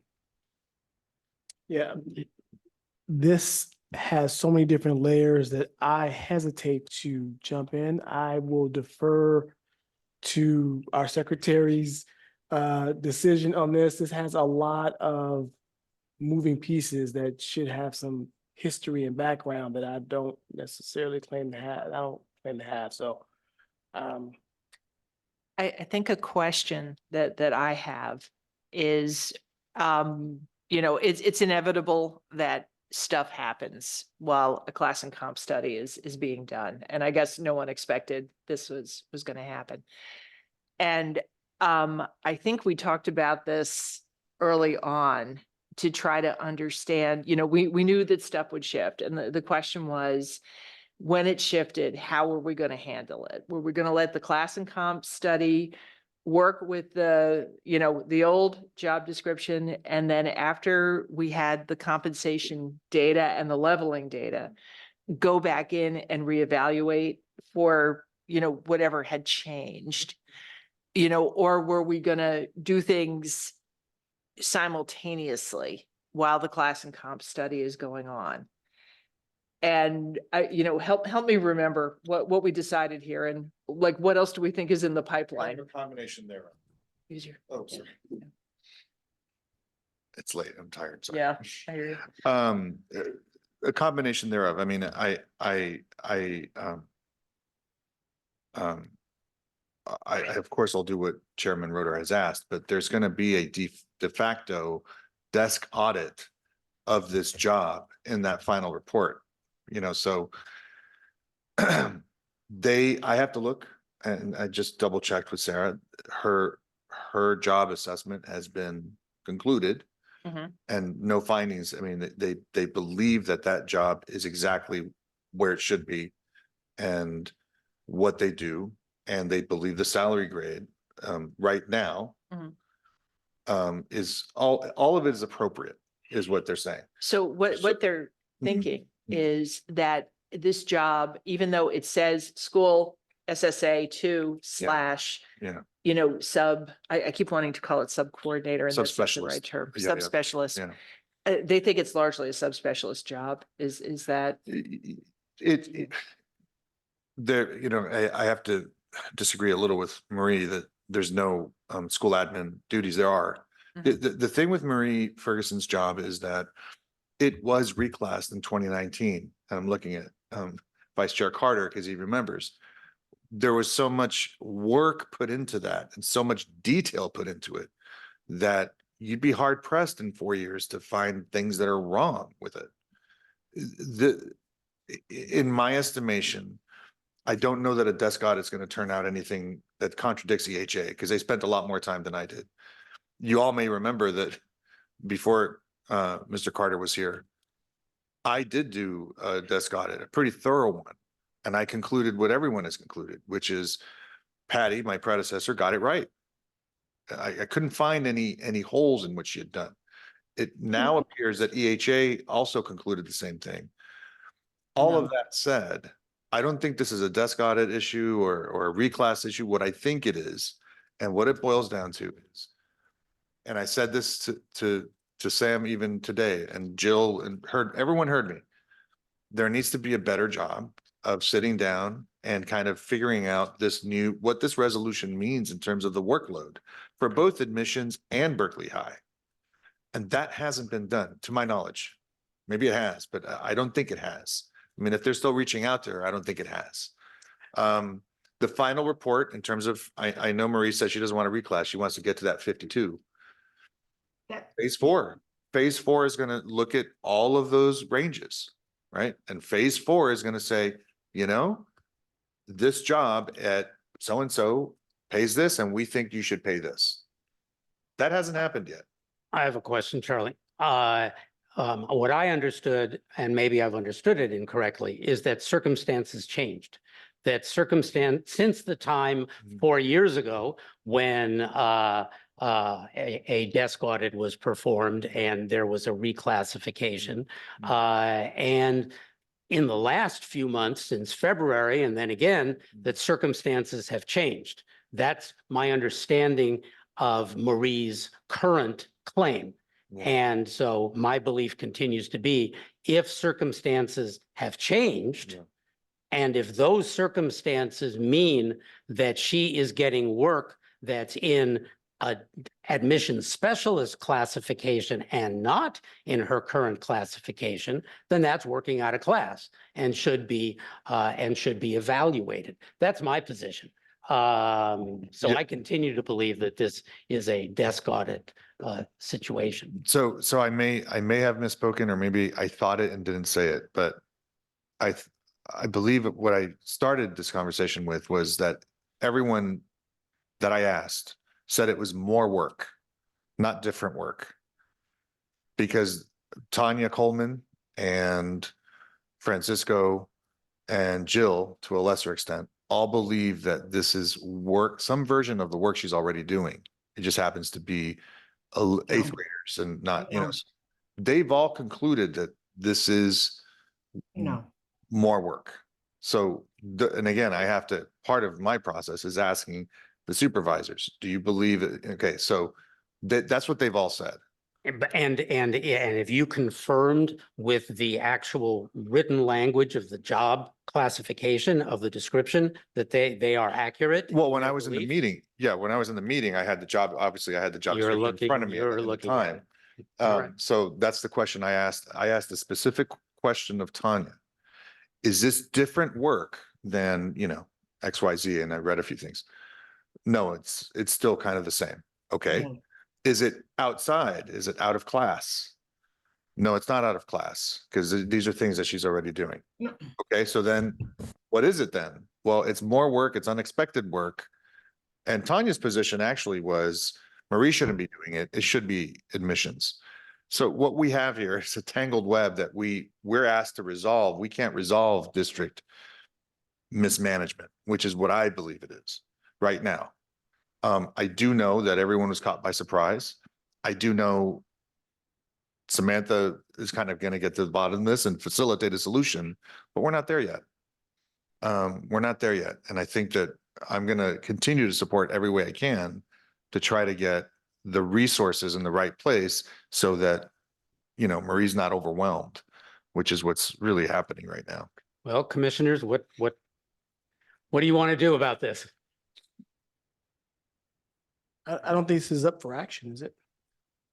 It's It's for not. discussion, but there were two things that I heard that I think is something that we can do. One is something Denise Diggs-Ray said, which is if the registration work or the registration duties that Marie is doing showed up on the job description for the school staff admin one, who's working in registration. You know, let's look at that and figure out, you know, is that true or is that not? You know, what's going on with that? You know, that should be an easy thing for us to look at and figure out, you know, is there a problem there or is there not? With respect to the other, when I think about the order in which things need to happen, it sounds like the next thing that needs to happen is not something that involves us. It's HR, Jill Hugendijk, Tanya Coleman, and whoever else is involved with this to, you know, kind of untangle something that they didn't expect. It's so interesting, you know, you know, this is in the weeds for the school board, you know, a resolution that moves stuff. Affects one person.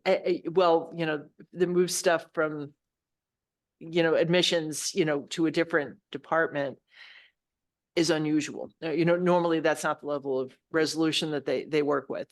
So I think that the district, in terms of how it's allocating work, needs to clarify, you know, are they changing this or, you know, what is this? And once that has stabilized, we will see if we have something that we're supposed to do. So what I'm hearing is a relative consensus that basically Charlie continue doing what he's been doing, which is trying to facilitate conversations with the supervisors that are involved and the HR staff and Jill, and reach an equitable resolution, but that it's they who have to reach that resolution and not the Personnel Commission. Is that? And also confirm EHA has the new workload Right. Right. to make sure they have the new workload. Well, if the district stabilizes on that, I mean, you know, it sounds to me like there's a lot of discussion right now about who's really supposed to hold this, you know, is it Marie? Is it, is it all going to Marie? Is some of it going to somebody in registration? It may be I'm that it hearing splits up. Yeah, it may be that the workload splits up. conflicting. I don't know. I mean, but it definitely shouldn't just land on one person without it, you know. Oh, so this workload may change later? I mean, before, if we do nothing and we don't, and nothing changes, it's not gonna move from Marie, or the discussions are in process, it might. I'm trying to push that discussion, Gotcha. and Yeah. that's what I'm trying to do. I'm trying to get them to resolve it in that way. All right. I think that's all we can do. So we carry it over? Well, if you'd like to carry it over, we can certainly carry it over. Well, or it can come back once, Either way. you know, I mean, I can report back at the next meeting in January. I mean, I'll give you an update. Do we expect any conversations to happen between now and then reasonably? You know, I trust Sam. I know that she'll probably be able to give me an update. I know that they're trying to resolve it. Okay. So I'll probably have an update for you. If you want me to do it in the commission meeting, I can do that. Or I can email you. I mean, either way. I think whatever. doing it at the commission meeting. Yeah. Sure, is I can do that. I can think it's report out. appropriate as well. Okay. I'll report out next time. All right. So that'll be the decision. So now we have our closed session, but I'm going to go back. I just want to say one last thing. Marie, we appreciate you and the years you've given to the district. I Absolutely. think And you your may patience. lose her. You may have left. I don't All want right. her. That's okay. Okay. The record can show. Right. You know, Marie is our interesting barometer. Her role seems to, you know, attract where the district has rough edges, handling stuff. There's always a role in every institution, and I think she holds that role here. I know. Oh, She does. She's back in. Yeah. Marie came back. Oh. want to say her. She can take it. Marie, I was just saying that we appreciate you and what you've given to the district, and we appreciate you hanging in there while this thing is being worked out. Okay, so we are at item 9, which is our closed session, and I am going to reiterate my request that we defer the closed section until our next meeting, it being 8:11. We've been here Yeah. 3.5 hours, and I'm not as young a man as the two of you are. And I'm not a man. Well, That's- yes, No, yes. I get it. I get it. Yeah, I agree. But you do have great foresight. Okay, so without objection, the minutes will show that we have agreed to defer our closed session, item 9A, until our next meeting. And I move that we move this to the beginning of the meeting, Good idea. next meeting, so Mhm. it doesn't get pushed. I absolutely agree with you. Understood. Thank you. Yes, let's do that. Okay, so we have our last public comment session. Is there anyone who would like, there's no one left in our audience here. Is there anyone who would like to make a public comment? Denise Diggs-Ray, please go ahead. Yes, I would just like to ask that the page numbers be on the pages as well as the agenda showing what page we should go to for the various items, because I have to scroll through everything to find what it is that we're talking about at a specific time. I've asked this before, things happen, I'm just asking of it again. And I would also like to thank the PC for even thinking about the determination of passing scores for going forward. Have a good evening, everybody. Good night. Good evening, Good happy night. holidays. Let me just ask Sarah. Sarah, is that something that's doable, is putting the page numbers on the attachments as well as the? So my practice is I put page numbers on the agenda, the minutes, and the lists, and Charlie's personnel reports. Everything else is an attachment, it's labeled as attachment A, attachment B, attachment C. We can try it with page numbers, no problem. Okay, if it's not a problem, and Denise Diggs-Ray has mentioned this a few times, more than once, and I can understand where it's difficult to follow if there aren't page numbers on the attachments as well. So if you can try, that would be wonderful. Okay, I don't see anyone else for public comment, so therefore our meeting is adjourned. Our next meeting is January 31st, if I'm not mistaken, 2024. And wish everyone a wonderful holiday. Yeah, happy holidays, everyone. All right.